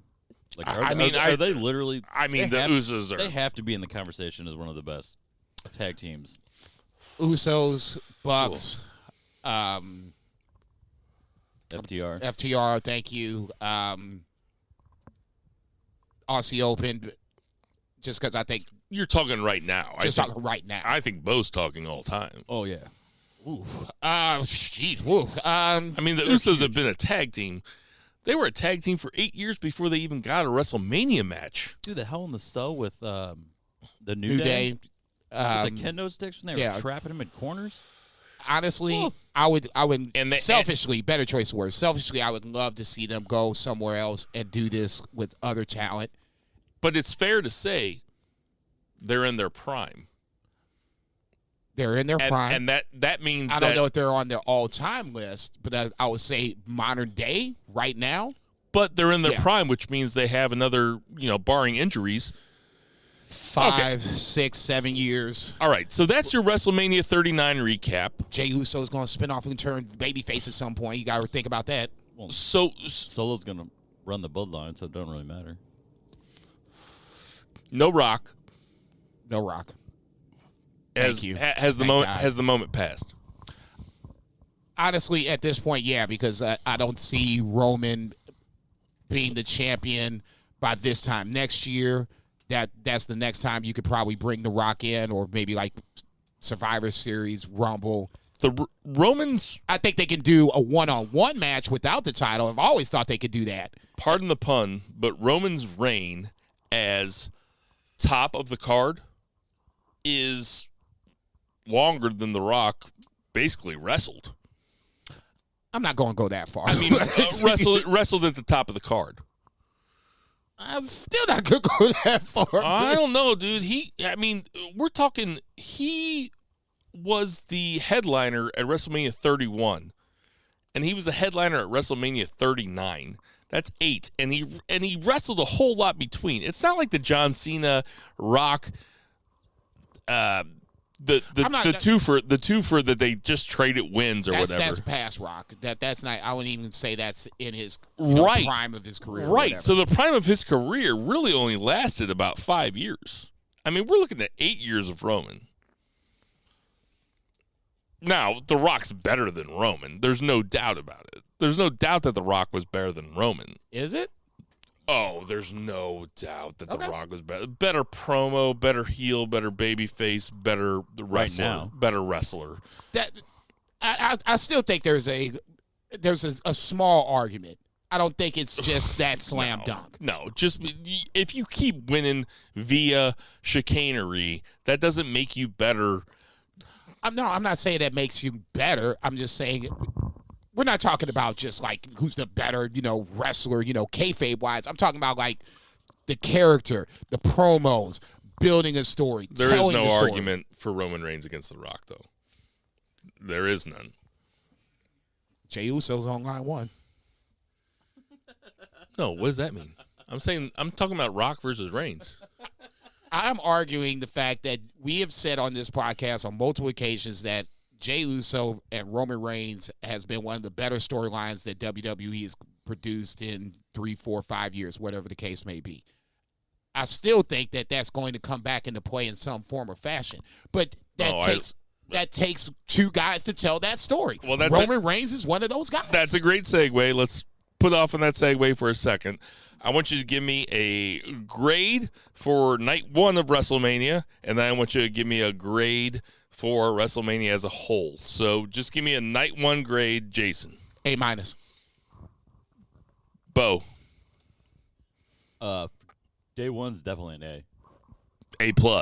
I think that Zach would give it an A+ also. Probably. I'm not going to speak for him, No, but he loved it. yeah, he was a big fan. So I'll ask you. So as a whole, WrestleMania 39, what kind of grade do you give it? B+.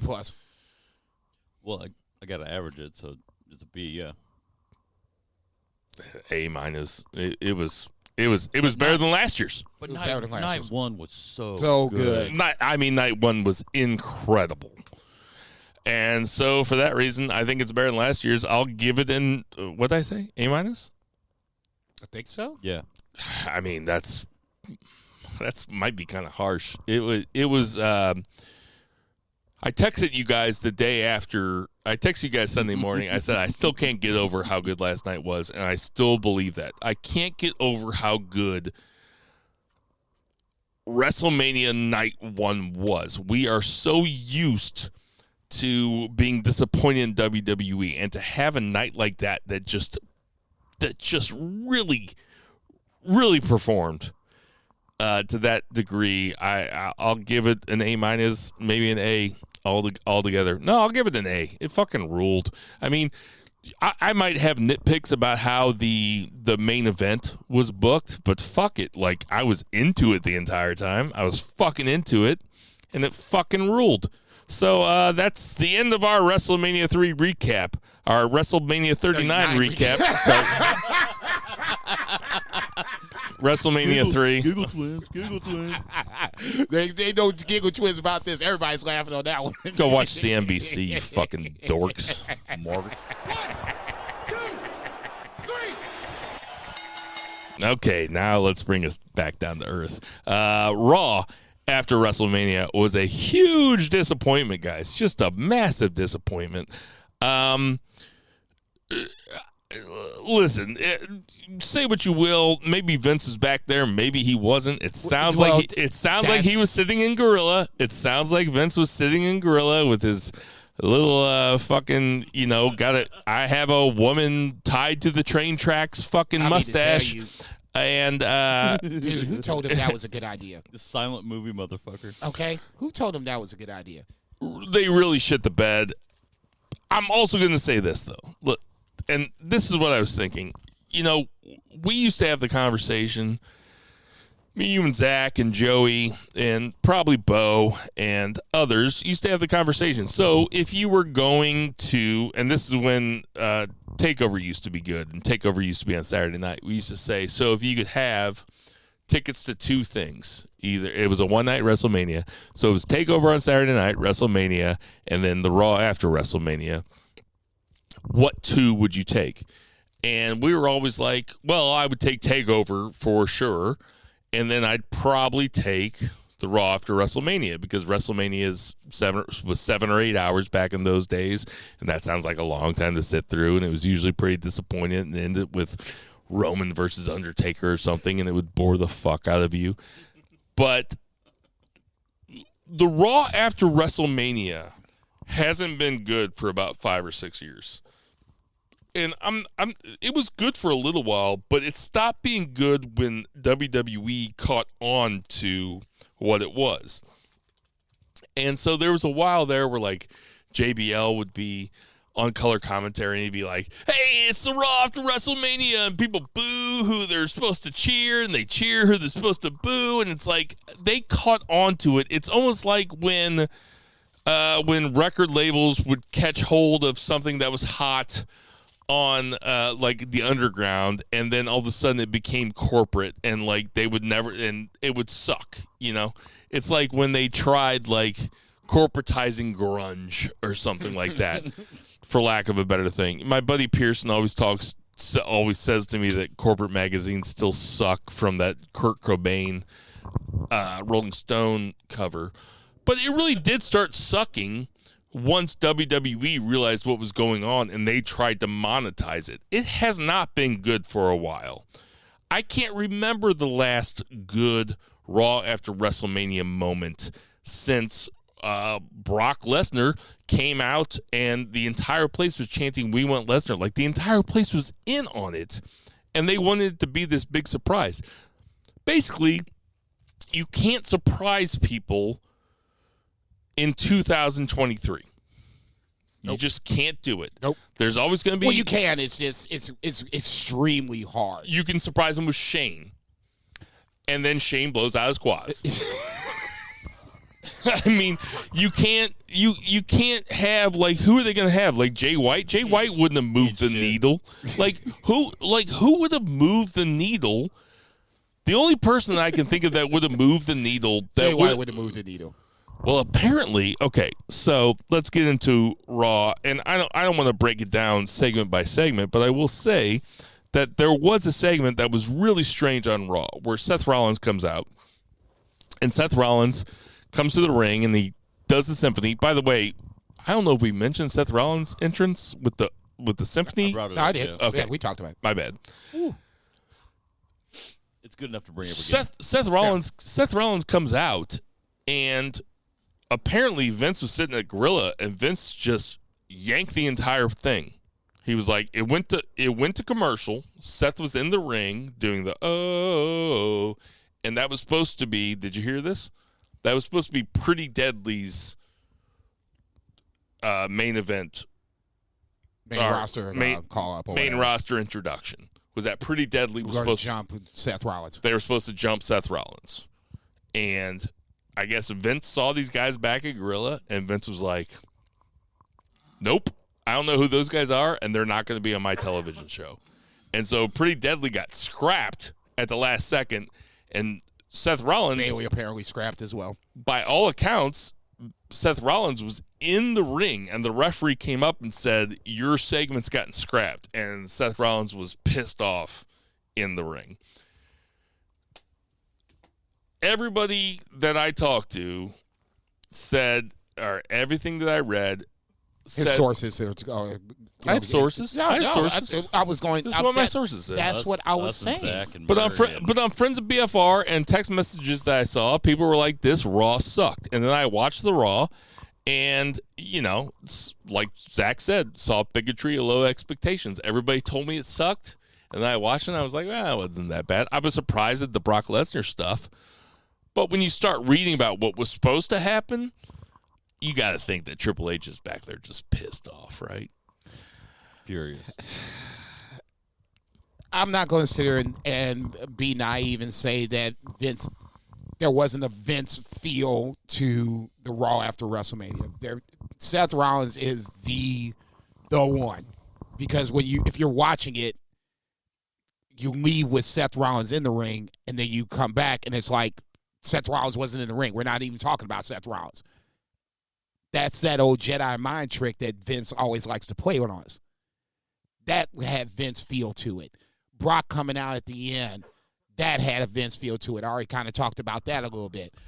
I'm not going to just jump off the bandwagon just yet because Vince might be back, supposedly back, whatever the case may be. The bloodline is still the reason why I watch WWE the way I watch it. So in that scenario, I know I have at least one good angle to play with.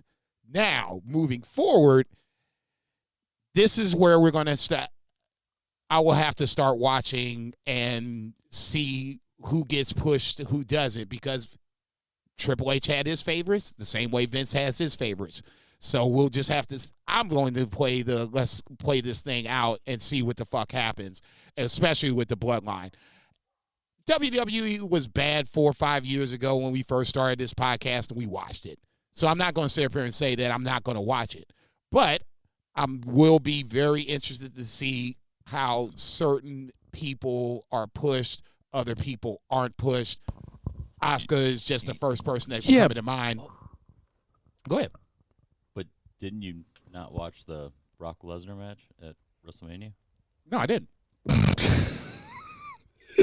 But you're not gonna. But you're not gonna watch it because you're a journalist, though. I'm not a journalist. Well, I've always said that. I'm a fan. Professional. Well, listen. You're a journalist. I'm gonna continue to watch it, but just because I'm a journalist. Okay. It's not because I enjoy Raw. No, and that's totally fair.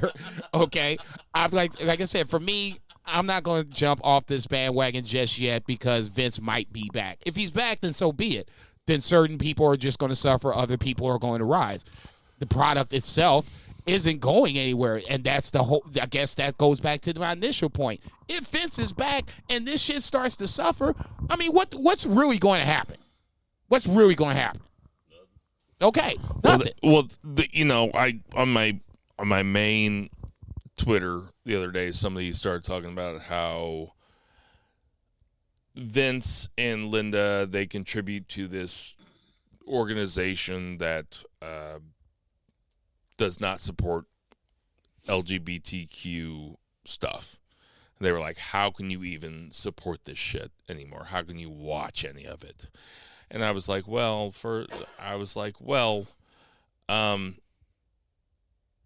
first of all, there is no ethical consumption in capitalism, right? I mean that's an old thing that Karl, or maybe Karl Marx, I don't know, somebody will correct me, but there is no ethical consumption in capitalism. Second of all, I don't know where I was going with this. I had a really good point. What were you talking about? Hey. I haven't even gotten high yet. If Vince was back, what does this mean? The ramifications thereof.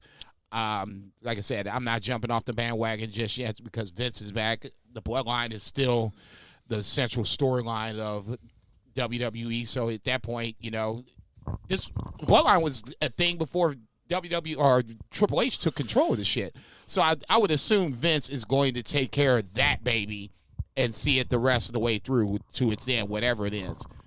Everybody else is,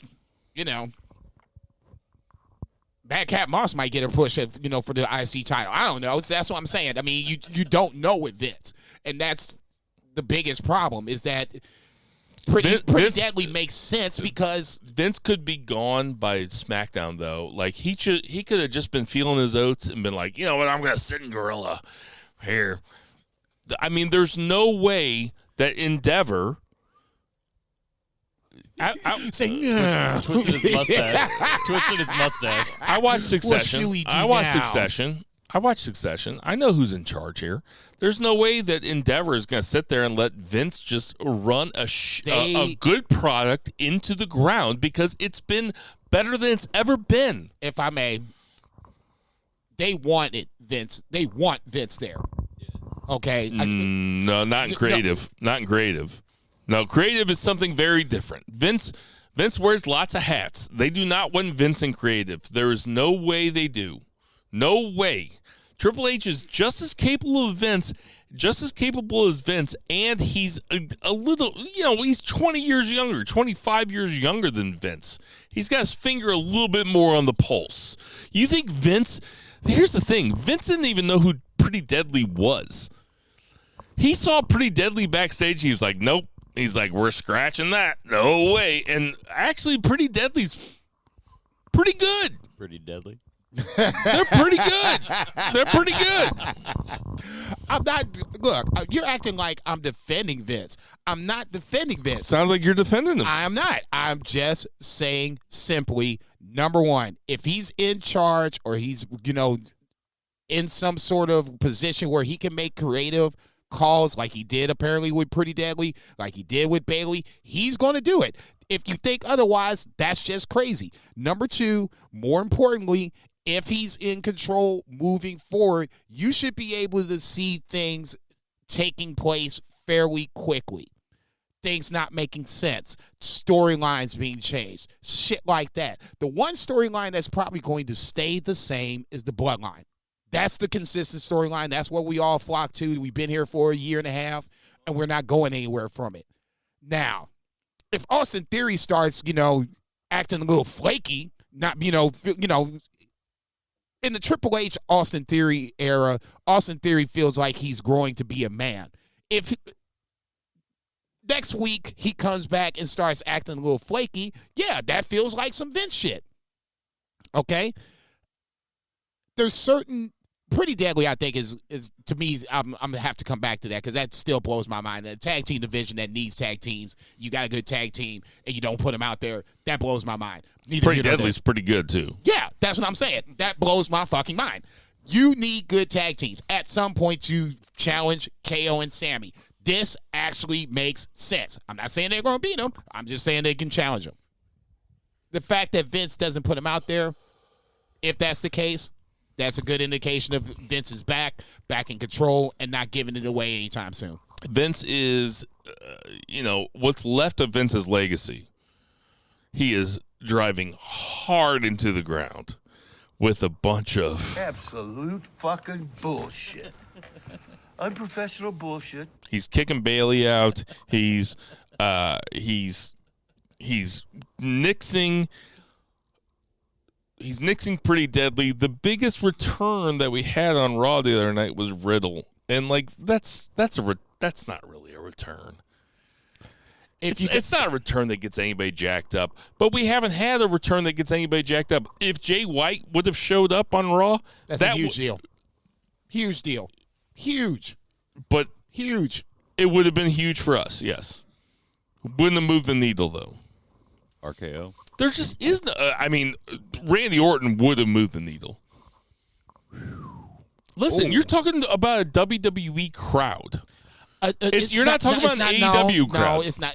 This is a smarky WWE crowd. Yeah. They're going to cheer for. Did you like Bronson Reed's new look? It is what it is. I just don't get it. Look like Fat Joe. KO Sami Zayn versus the Street Profits is so fucking just so dull. It's just so dull. It was such a dull. But listen, I disagree. I thought it was really a match. Of course, it was a good match. You have 4 guys that fucking rule, but that's not why you watch the Raw after WrestleMania. Okay, so there has to be some wrestling matches. If you're not going to bring out, big time, reveals or whatever. There has to be some wrestling matches. Okay, but there also has to be something or other else, right? Not Triple H going like, we're not going anywhere. No, they're going to hype that shit up. That's fine. It was the day of, okay, knock yourself out. The WWE didn't hype up the fact that they got bought out by. But you're not defending it though, right? You're saying it was a shit show, right?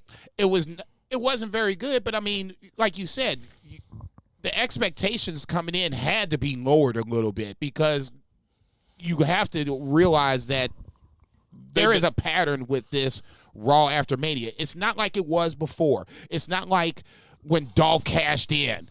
Those days are gone. But that was really just like 3 years. There was like 3 years where it was really good, and now we're all still living off of it. And it hasn't been good for a long time. Those days are gone. 1 year, the big surprise was Bianca Belair.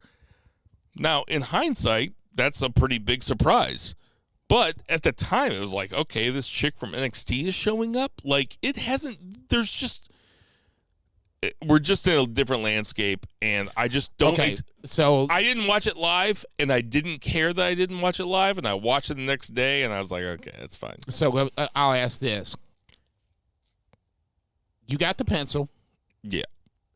You got one person, male or female, to bring back that you think is going to pop the Raw after Mania crowd. Who do you bring back? I mean, are you talking about somebody under contract or just anybody? No, CM Punk. With the current landscape, CM Punk. you bring back CM Punk. Fuck yeah. Wow. But I mean, AEW's got Wembley to fill, and I don't think that AEW is filling Wembley without having CM Punk signed. For the record, I think CM Punk is under contract for AEW. Yes. Okay, so you can't bring him back. Okay. Question still stands.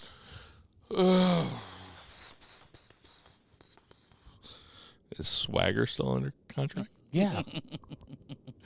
I would say that. I mean, RKO would have been big. Like, okay, but what if he's not healthy? How about this? Bray Wyatt. If Brock Lesnar, I mean, no, not personally. Bray Wyatt, it would have popped the crowd, but it would not. It ultimately would have meant nothing.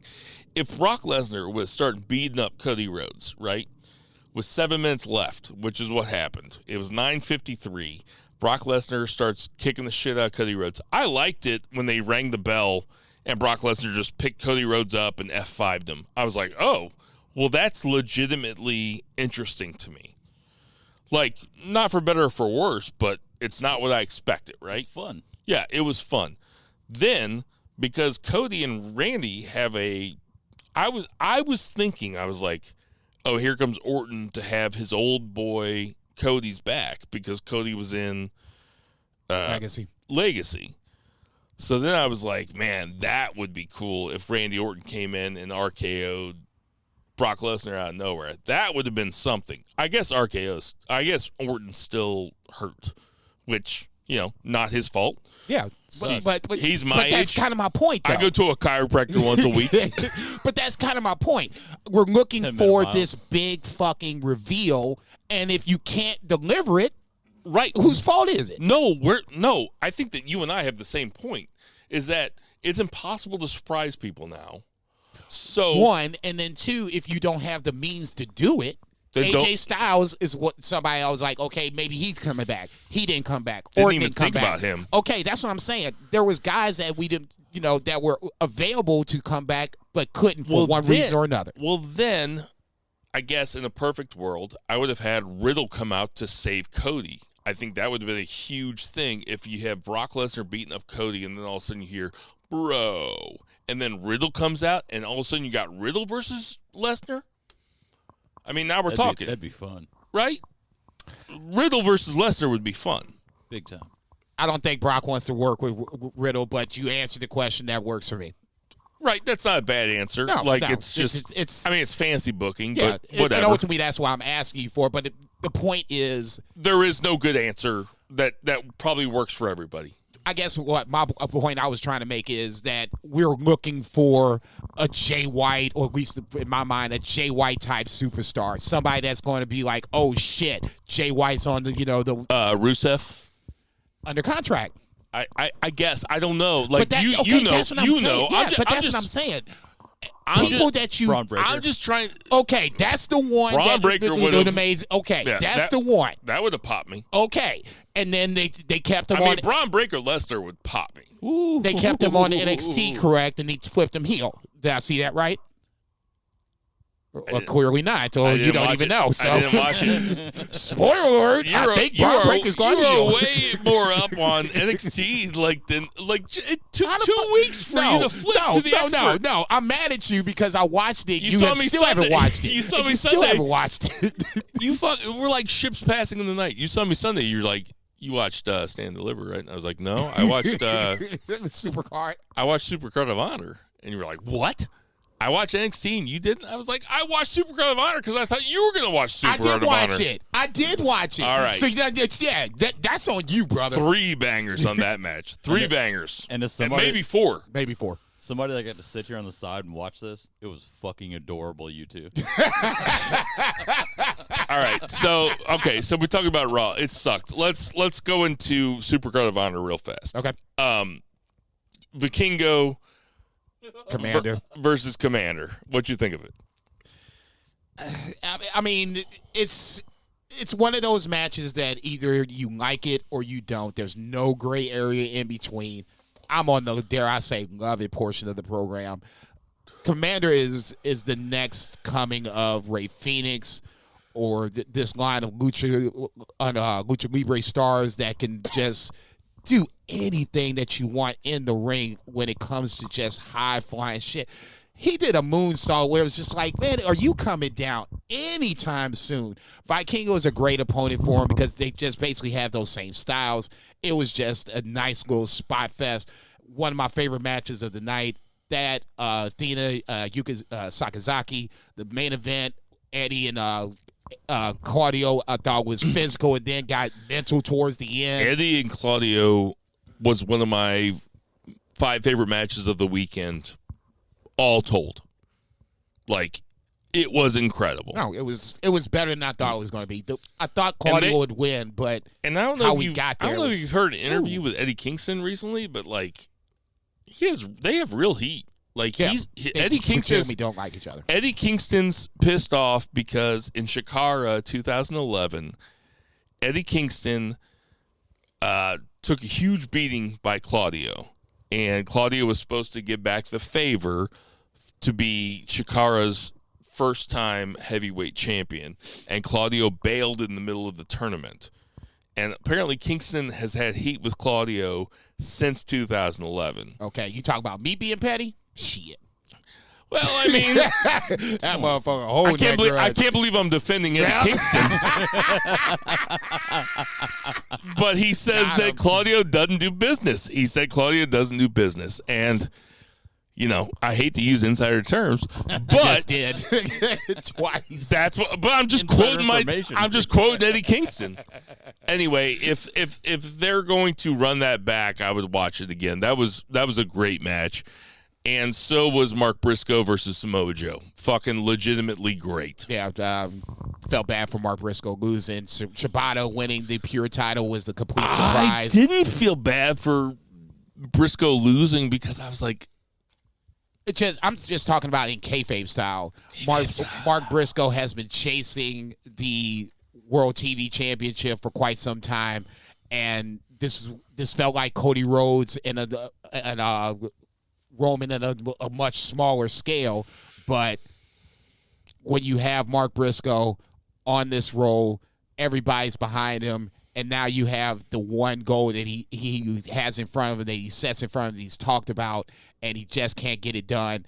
At the end, when they were getting ready to shake hands, I was like, man, Samoa Joe, don't fuck this dude up. Just shake his hand and keep it moving. And they shook hands, and then they bounced. Nice little perfect way to end that. Shout out to Dante Martin.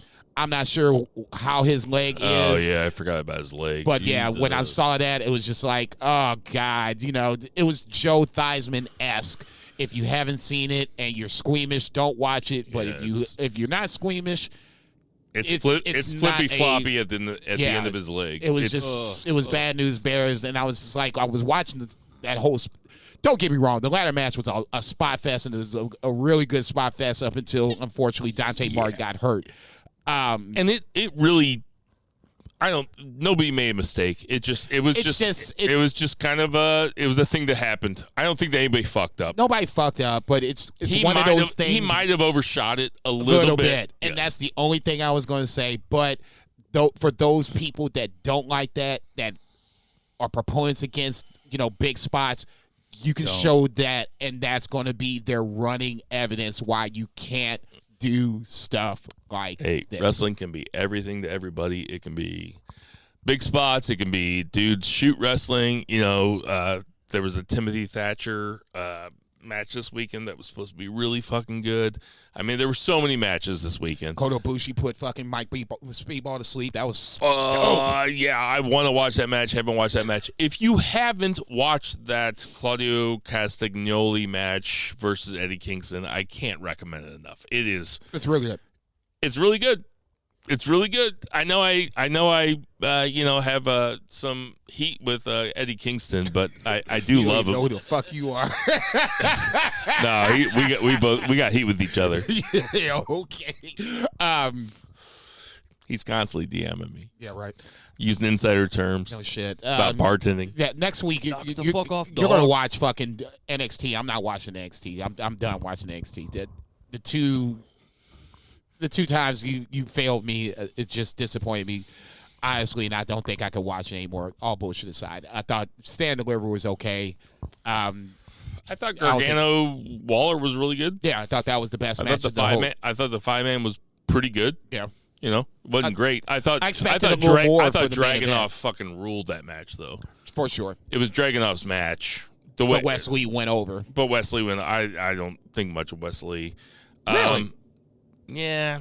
I don't see. You know, Jeff Jarrett was super high on him in Impact. Like Jeff Jarrett was like, this guy's the next huge babyface. Thinks a lot of Wesley. To me, he looks like Adam from The Challenge, the guy that was roommates with CT. Come on. That's exactly who he looks like. I will not be afraid to cry. I will not be afraid to die. CT slammed his face in the wall. Yeah, right.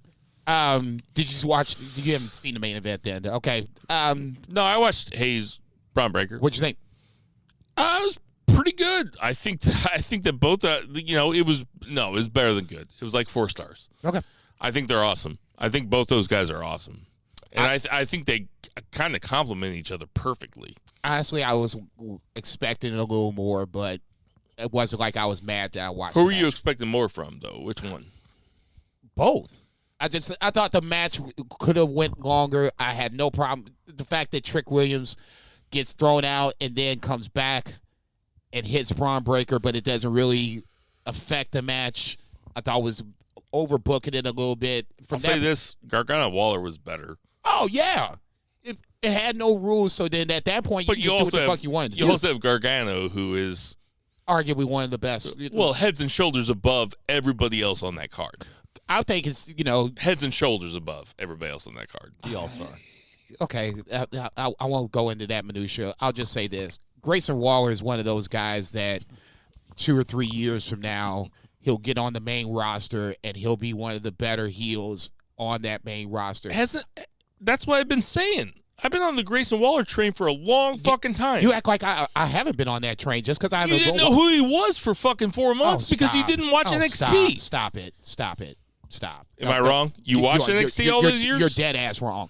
All those months? I was getting ready to say, you just said 4 months, now you're talking 4 years. Sit your high ass down. Number one. Number two, I've watched enough Grayson Waller where I know I like this motherfucker. It's not like this was the first match I've seen of Grayson Waller, so, check the fucking tapes. Number three, my point being is this. Grayson Waller is going to be just as good, if not better than Logan Paul, who we sit up here and praise and laud over. Okay? They're very similar. They are very similar. He is the Logan Paul of NXT, and he gets it. I'm surprised he wasn't the NXT champion. I expect him to be the NXT champion at sometime in 2023. And if it's not, it's a damn shame. All right, thank you. I mean, that's a huge justification of everything I've said. And he acts like I don't watch. That's going to do it for our 2 count.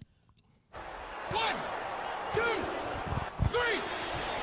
So glad I'm here. JCB, what's the 3? Let me grab my notebook for the 3 count. We finally, Zach's probably, going in convulsions at this point because we haven't talked a little AEW. But guess what? We're going to talk a little AEW. It's called edging. I don't play that shit, man. Let's get this shit done. Zach knows what that is. We ain't got time to be edging no bullshit. We're going to open the show up with Ricky Starks versus Juice Robinson, which was going to be the match until a little Bullet Club music hits, one Jay White's music hits, and I'm thinking to myself, there's no way Jay White's coming out. And then lo and behold, I'm seeing a figure eight ring. I'm like, son of a bitch. Jay White and Juice Robinson beat down Ricky Starks. Jay White is officially All Elite. I think this is maybe going back to Vince for 30 seconds. If Vince is truly back in charge, maybe this is the reason why Jay White doesn't go back to WWE. Maybe this is the reason why FTR stays in AEW. Other things to talk about, neither here nor there. I thought the segment was okay, nothing great. I want to see where we go with Jay White. The fact that you brought him on TV is really all I needed to see. The beatdown is what it is. I'm a little worried about Ricky Starks since his win against Jericho. It's kind of been a little lullish from that point on. I kind of want to see him on the incline, but ultimately this is about AEW getting Jay White into the fold. All right, there's one thing that Jay White's really good at, and it's talking shit. It's being a dickhead heel in a title picture. He's got to be at the top of the card. Introducing him as Juice Robinson's buddy. I know he's been on AEW a couple times, but introducing him as Juice Robinson's buddy is not the way I would have introduced him. I would have introduced him against MJF or against fucking Daniel Bryan, or like you got to put him at the top of the card. Hangman Page, like Kenny Omega. You gotta position Jay White to where he's not just some dude, because Jay White, when he's at the top of the card, isn't just some dude. He's the best shit talker, fucking asshole in the business. So Jay White's got to be at the top of the card. I like that he's in AEW. I think he needs to go to the head of the class. That's past Adam Cole, baby. That's past Hangman Page. That's past Daniel Bryan. That's past John Moxley. You got to put Jay White at the top of the card because that's who he is. He's a top of the card guy. I'm not saying that he's not a top of the card guy. I think that. Well, you can't say he's not a top of the card guy because he's a top of the card guy. Stevie Wonder can grow the fuck up. I'm in love with Jay White. Okay, the fact that he's left New Japan still bothers me. Neither here nor there. He should be in New Japan. I mean, but it's my New Japan bias showing, obviously. But like, I think that Jay White's incredible. The only guy that should beat him is Okada. You know, like that's how much I think of him. And, you know, for all these fucking podcasters and fucking dickheads on Twitter that have never watched a Jay White match and they're like, well, I like Jay White. It's like, I know you never listened to Jay White. You've never fucking watched Jay White. They're all like, well, they have to be the fucking hipsters to be like, well, I know who he is. I know who he is. There's always somebody that knows more than you about wrestling. So you don't have to play that game. If you haven't watched Jay White, just admit that you haven't watched Jay White and that you want to watch him to see if he's all he's cracked up to be. But don't say you've watched it and you don't think he's a big deal, because that dude's a big fucking deal. And that's why I said if you brought him on Raw after Mania, it would move the needle. Yes, you know what? You talked me into it. You're welcome. Jericho comes in a backstage segment. Keith Lee interrupts him. Two parts with this. Number one, Jericho is a little pissed off that Adam Cole, baby, celebrated a little too long with his boy Daniel Garcia. That feels like that's going to be the long-term feud. But the short-term feud is when Keith Lee approaches Chris Jericho to have a match with him. I believe it's on Rampage or Dynamite. Neither here nor there. Honestly, I don't know, and that's the biggest problem. I don't know, and a part of me doesn't really care. Keith Lee is the poster child of somebody that comes over to AEW and just doesn't get the push. It hasn't worked, whatever the case may be. Keith Lee shouldn't be in this little murkiness of a quagmire of AEW superstars. Either you're going to push him or you don't. This is a time where if you're going to push him, this might be the time to do it, because Chris Jericho is the guy that kind of opens the door for everybody else to get from point A to point B, Ricky Starks aside. That's my one word with Ricky Starks. I'm not even sure if Keith Lee even wins this match against Chris Jericho. That's how concerned I am with Keith Lee. He should win this match because there's nothing that Chris Jericho needs to really be doing in AEW. He's basically done it all, minus to win the trio championships, and I'm sure they'll win that at some point. So all that happened in the first 10 minutes? Yeah. I didn't even know about the Keith Lee, Chris Jericho thing. Like, I turned it on like 15 minutes in, and it was House of Black versus Best Friends and Cassidy, and I was like, well, I guess I missed one thing at the beginning. And then I went back and watched it, and it was Jay White, and I was like, okay, I'm caught up. Jericho, Keith Lee are going to have a match. I think it's on Rampage. I mean, you know what? That's just absolute fucking bullshit. Unprofessional bullshit. Called himself out. Goddamn. House of Black versus Orange Cassidy. I gotta be fair. Best Friends. I love Sue dropping the Best Friends and Orange Cassidy off. I think I could see that every time, and it would never get old. too goddamn funny. I'll tell you who they made Buddy Matthews look really good in this match. So it seems like they're trying to, like, everybody's cool with Malachi Black. And I didn't watch this match 100%, but it seemed to me like they were trying to make Buddy Matthews look super great. I think it was just and this is just my perspective of it. I think they're just making the trio look strong. It's not one. Right, but they've been making Brody King look strong, and now they're moving on to Buddy Matthews, and okay, for this match, they're giving him highlights. Yeah, for this match, and Malachi Black's the one that everybody knows the best. It felt like Buddy Matthews was the highlight of this match. He was centrally. Yes, that's what I'm saying. Focused upon spotlight. Okay, better choice words. Okay, so in this scenario, I just took it as like I was watching this, and I'm like, every time you saw like Best Friends and Orange Cassidy trying to get some momentum, House of Black snuffed it out. And it just felt like they just were the superior trios team pretty much from the start. Well, obviously, House of Black retains. Yep. And then from that point, you saw LFI in the stands. That's Preston Vance, Dralistico, and Roosh. You're a nerd.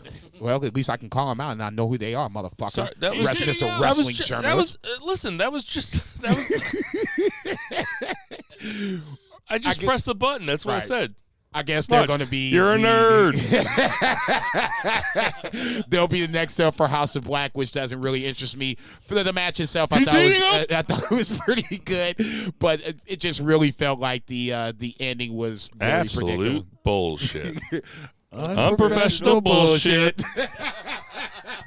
It's like we've never heard that drop before ever. Riho versus Jamie Hayter. Pretty fun match, actually. It did not disappoint. I'm not a huge fan of either of these people. I don't really get the Jamie Hayter thing, but Jason, I'm gonna give you a limit. You can only talk about this match for 6 minutes. Go ahead. It's not going to take 6. It'll take 2. It'll take 2, he says. No, glad me some Jamie He's Hayter. doing a whole 2 minutes on it. The match is only 8. Yeah, right. As Zach would say, just to come. You're welcome to me. He's heating up. Once again, predictable, but it's good to see Rio on screen. Beating a former champion does not ever hurt anybody. And I know Rio gets her fair share of hatred online, but I think she's as much as capable as anybody else. The fact that she beat Naga Rose has her in this match and at least suspends disbelief that she can win this. But once again, right person went over. I'm more worried about Britt Baker than anything else. It's been a hot minute since we've seen her in ring. I've heard that she might be on the injured list with neck and wrist issues, whatever the case may be. I'm not asking for her to rush back, but the fact that we haven't seen Britt Baker in a match, I believe, since the Saraya match, if I'm not mistaken, is a little concerning. But neither here nor there. I think that 6 weeks ago. Look. That was like 6 weeks ago. Look. We all know Tony Khan in this scenario. The fact that she has not wrestled in that span of time. You're worried about Britt Baker? I'm not worried about her character. I'm worried about her physical health. Is she healthy? She's probably just knocked up. This motherfucker. I mean, God, I hope not. they're gonna have it. I can't afford that. They're gonna have a cold, baby. I say motherfuckers on the glass. Say it ain't so. You guys missed my joke. That's fine. Yeah, cold baby. Yeah, okay, Yeah, whatever. yeah. Yeah, they're going to have a cold baby. Baby. Like a cold baby? Okay. Yeah, All right. baby. Yeah, Yeah, okay. got So it. MJF comes out and he sings Pains from Heaven. And he clearly really relishes in getting cheered every once in a while. Like Who does it? He wants to be liked. Who does it? There were a few guys that like MJF wants to be liked. And the Long Island gimmick, him being only cheered in Long Island, Kami. pretty good. Bizarre world. Like if they're like once every 8 months, like it's pretty good. He came out singing Pennies from Heaven, the old Perry Como song or Mel Torme or whatever it is. Okay, that's why I was just like, why is he singing this shit? I don't get it. Oh, because it's an old Long Island guy. It's a building with arms and legs. I think it's Mel Torme, the Pennies from Heaven. So he comes out and he cuts I really liked how the Long Island people booed their mayor or whatever that guy was. But anyway, MJF cuts up. Sounds like the councilman's got some heat. He cuts a promo that could only be a babyface promo in Long Island because it's all about Long Island. And he called his third grade teacher a stupid bitch and shit like that. And then he goes up and has the band play him out so he can do Pennies from Heaven again. Somebody slams the cymbals behind his head. That person pulls down their mask, and it is Jungle Boy. I'm going to have to be completely honest here. I feel like Jungle Boy versus MJF for the heavyweight title seems like kids cosplaying as wrestlers. You can't have both of them. Wow. Is that... God damn. Well, damn. I did not expect that one. This motherfucker took notes this week. That's hot fire. I mean, boys and girls. what do you think of Jungle Boy versus MJF for the belt? That is too... No, I don't think it's a snooze fest by any stretch. No, I don't think it's a snooze fest. I think it'll be a good match. It just... I don't think... Like, you have Moxley, you have Daniel Bryan, you have Kenny Omega, all in the same promotion. I think that's blood and guts. And your heavyweight... I know, but your heavyweight title is Jungle Boy versus MJF? I'm sorry. If you have MJF versus CM Punk or MJF versus Moxley or MJF versus Daniel Bryan, Bryan Danielson, then it's like, okay, well, there's one guy in there that, like, I've seen do it before, but, like, MJF's the new guy. And then you have MJF versus Jungle Boy? I mean, that's a fucking, like, that's an international belt match or a TNT belt match. That is not a heavyweight belt match. Am I crazy? It's a Wednesday night match. I think you might be a little. And if they have all four of them, isn't it gonna just look like the fucking Lollipop Guild? Okay, see that's on you on that one. Okay, that's your undisputed era. Hatred coming back once again. Undisputed era look like the '89 Pistons compared to fucking Sammy Guevara, Jungle Boy, Darby Allin, and MJF. Stop. Okay. This fucking guy. It looks like lame beers. Cut him off. Do one more. No, do one more. Do one more. No, he'll get to do no more. Yeah. Let's say, here's the problem with this. Okay, number one, I think you're not giving MJF Jungle Boy the original enough credit. I think it was a good enough. Zach would be here. Your boy would agree with me on this because we've had this conversation before, and you disagree with on it. I thought that match standalone was a good, dare I say, very good match. Which match? Jungle Boy versus MJF. Of course, it was a good match. Okay, so now, now you're going to take that said match. It's a heavyweight title fight. So they're good enough to wrestle in the middle of the card, but not good enough to wrestle at the top of the card. That's exactly right. Yep. Okay, so... Yeah, they're both tiny. Okay, so I guess here's my follow-up question. MJF is not good enough to be the title holder? So CM Punk is basically the same size? I mean, MJF is barely good enough to be the title holder, if you ask me. Aren't they the same size as... No, that shit's going to be... You have some of the best wrestlers in the fucking world, and you have your main title on MJF? I mean, he's cool. He's certainly fun, and I never fast-forward an MJF promo, but he never wrestles, and that's part of his thing, and I get that. But why not? Why can't he be like Jade Cargill? Why has he got to be at the top of the card? Why can't he hold the TBS title? It would mean just as much. Having MJF have the heavyweight title when you have a roster full of badasses is pretty silly, ultimately. So the match that he had against Danielson, we're not going to give him credit for that at all. No. I gave him all the credit in the world. Okay, so now... Don't fucking say my line as I'm going to say my line. Okay, so now... Stop doing that. Fucking wife. Yeah, no. We put him over against the guy that you say is the best wrestler in the world. Yeah, that's right. And now weeks later, not even a month later, you're saying that he's not good enough to be the world heavyweight champion. The match was incredible. But he's not good enough to be the world heavyweight champion, though.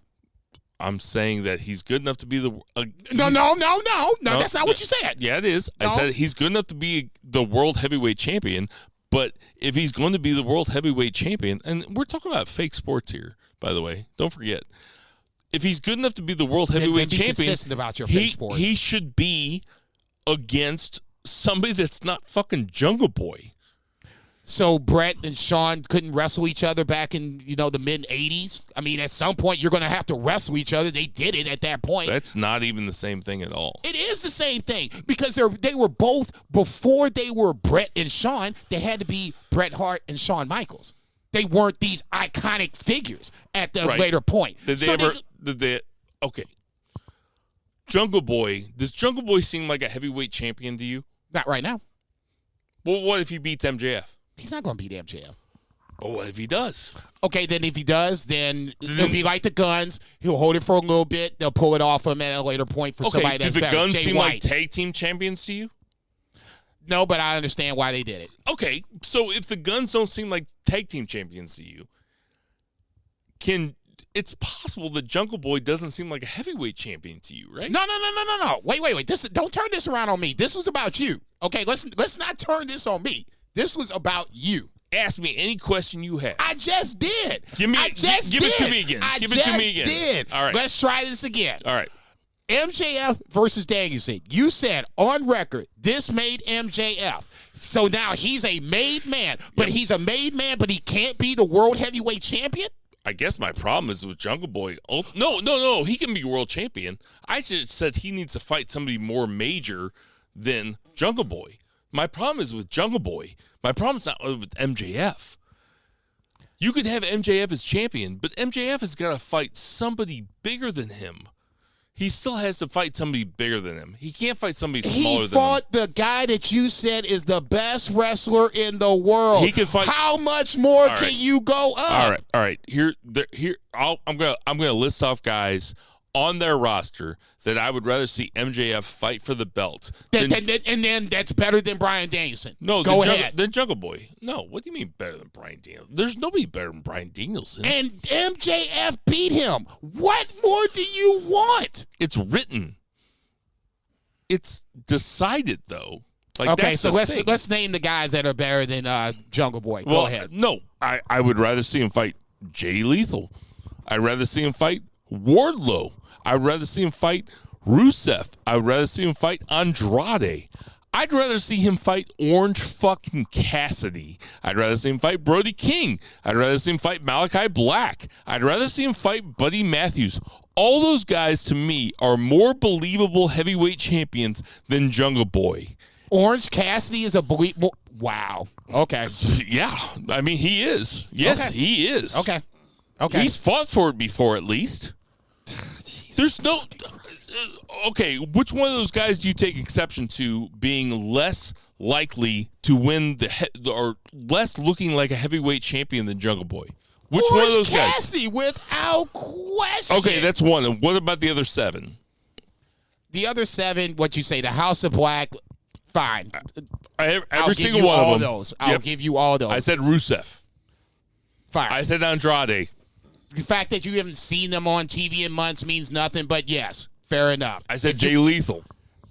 Lethal is fucking Mark Briscoe. Okay, now look. If you're going to put Mark Briscoe ahead of the Jungle Boy, now we're going to start to have a little bit of a problem. Mark Briscoe is a very good wrestler. Jungle Boy is the future of wrestling. Okay. So at some point, we're going to have to start drawing a line between who can be ahead of Jungle Boy and who can't. This is the thing. Phoenix. We haven't gotten to the high flyers, but Kenny Omega. So I guess here's my question: Is this a thing where you don't like Jungle Boy as the character, or you don't like Jungle Boy as the physical wrestler? I'm saying there was. No, I like them both. I just don't think it's. I don't think it's main event. I don't think it's top of the card. Like, there was a place, like... But Orange Cassidy is. It's like what I always say about the Baseball Hall of Fame. It's like, You can be really, really good like Jim Edmonds or like Scott Rowland and not be a Hall of Famer. But now they just put everybody in. Like, you can be a really fucking good wrestler and make a living off of it. And you can be Rey Mysterio, who won the title once, I think, maybe twice. Or you can be Jungle Boy and make a living off it, like a good living off it, doing what you want to do.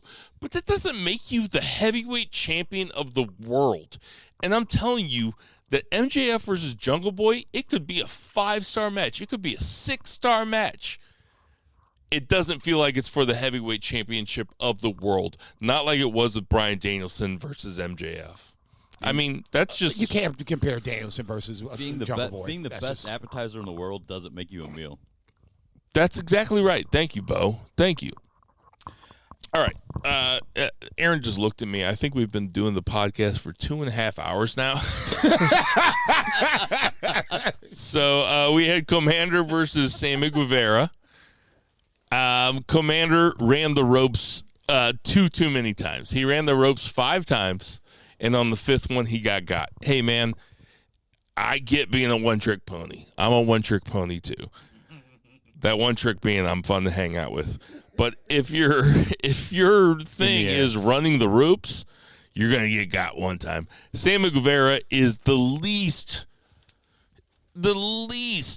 believable out of all these heavyweight champion contenders. The least. Darby Allin's probably the most. Jungle Boy's the second most, and then Sammy Guevara's the least. Unreal. I can't believe you just said that. I can only be me. Just 5 seconds after you just ran down Jungle Boy. All right, Jason's getting back on the mic, so we gotta move on. Okay, then we had no. What do we have to say about Commander versus Sammy Guevara? I think you just said it. They kind of made him feel a little less special when he ran the ropes and got. It was the 5th time he ran the ropes. He should have been running the ropes so many goddamn times. I mean, what the fuck? That's what I said. We're agreeing again. We had Hook versus Ethan Page. Wait, was this the one where Matt Hardy turned? Matt Hardy turned on Ethan Page. I mean, whatever. Talk about. I mean, you want to get mad at WWE for not writing a mid card. That shit makes no sense at all. Nope. Blackpool Combat Club come out. Blackpool Combat Club come out and they beat up a bunch of jobbers. Adam Page comes out like a fucking idiot. I swear to God, Adam Page, of all the dumb baby faces in the world, Adam Page is the dumbest.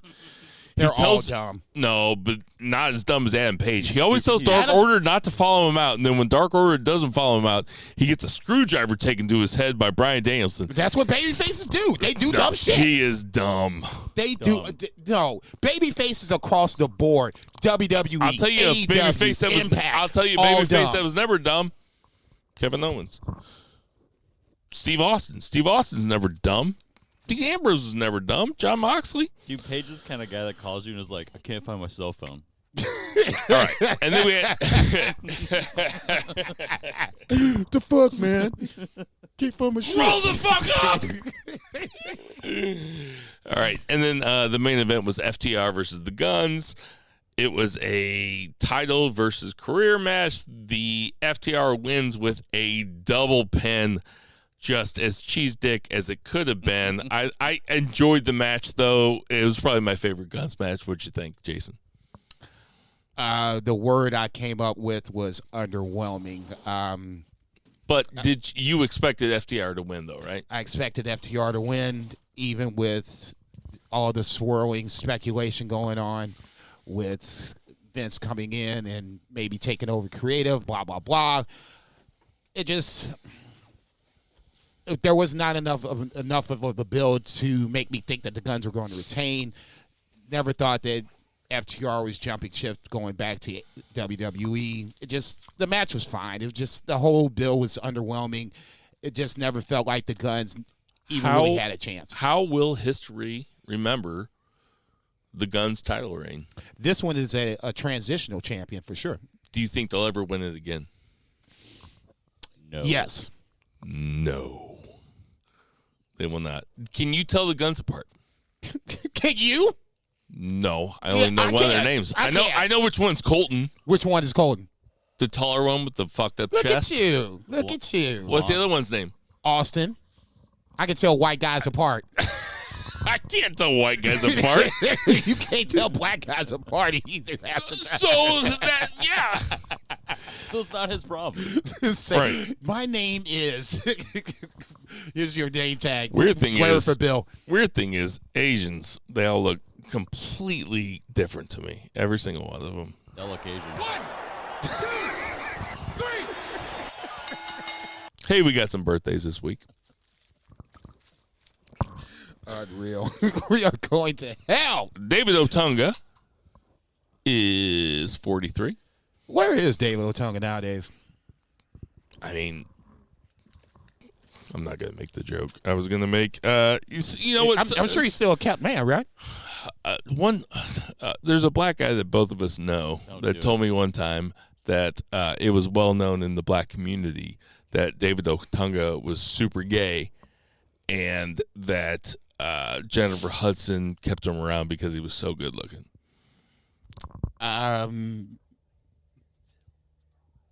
I can totally, considering the name that you just said. Does that sound like something he would say? Yes. I wouldn't be mad being kept by Jennifer Hudson. I mean, what the hell? I mean, not at all.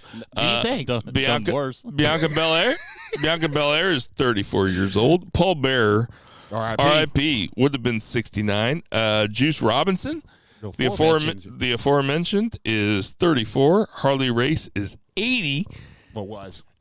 Yeah. Would have been. From the St. Louis area. Yes. R.I.P. Harley Race. He's one of the good ones. Dustin Rhodes is 54. Woo! Hey, everybody. We know there's tons of podcasts to listen to. Oh, Take it you to know it, what? Daddy. There's one more birthday that I forgot this week was Jack Stevens, our good friend, who passed away about 10 days ago, 11 days ago. R.I.P. Jackie Season. For Bo Vice, Geisman, for Aaron Nicole Veggie, for Xander the Cat, for Millie the Cat, for Reba the Dog, for Murray Man Murray, for Patriot Pat, for Sam the Mauler Malls, for Tender Mahal, for Two Beer Zach Pullman, for Jason Cornelius Bell. I am Bill Veggie, and never ever forget to boo the heel.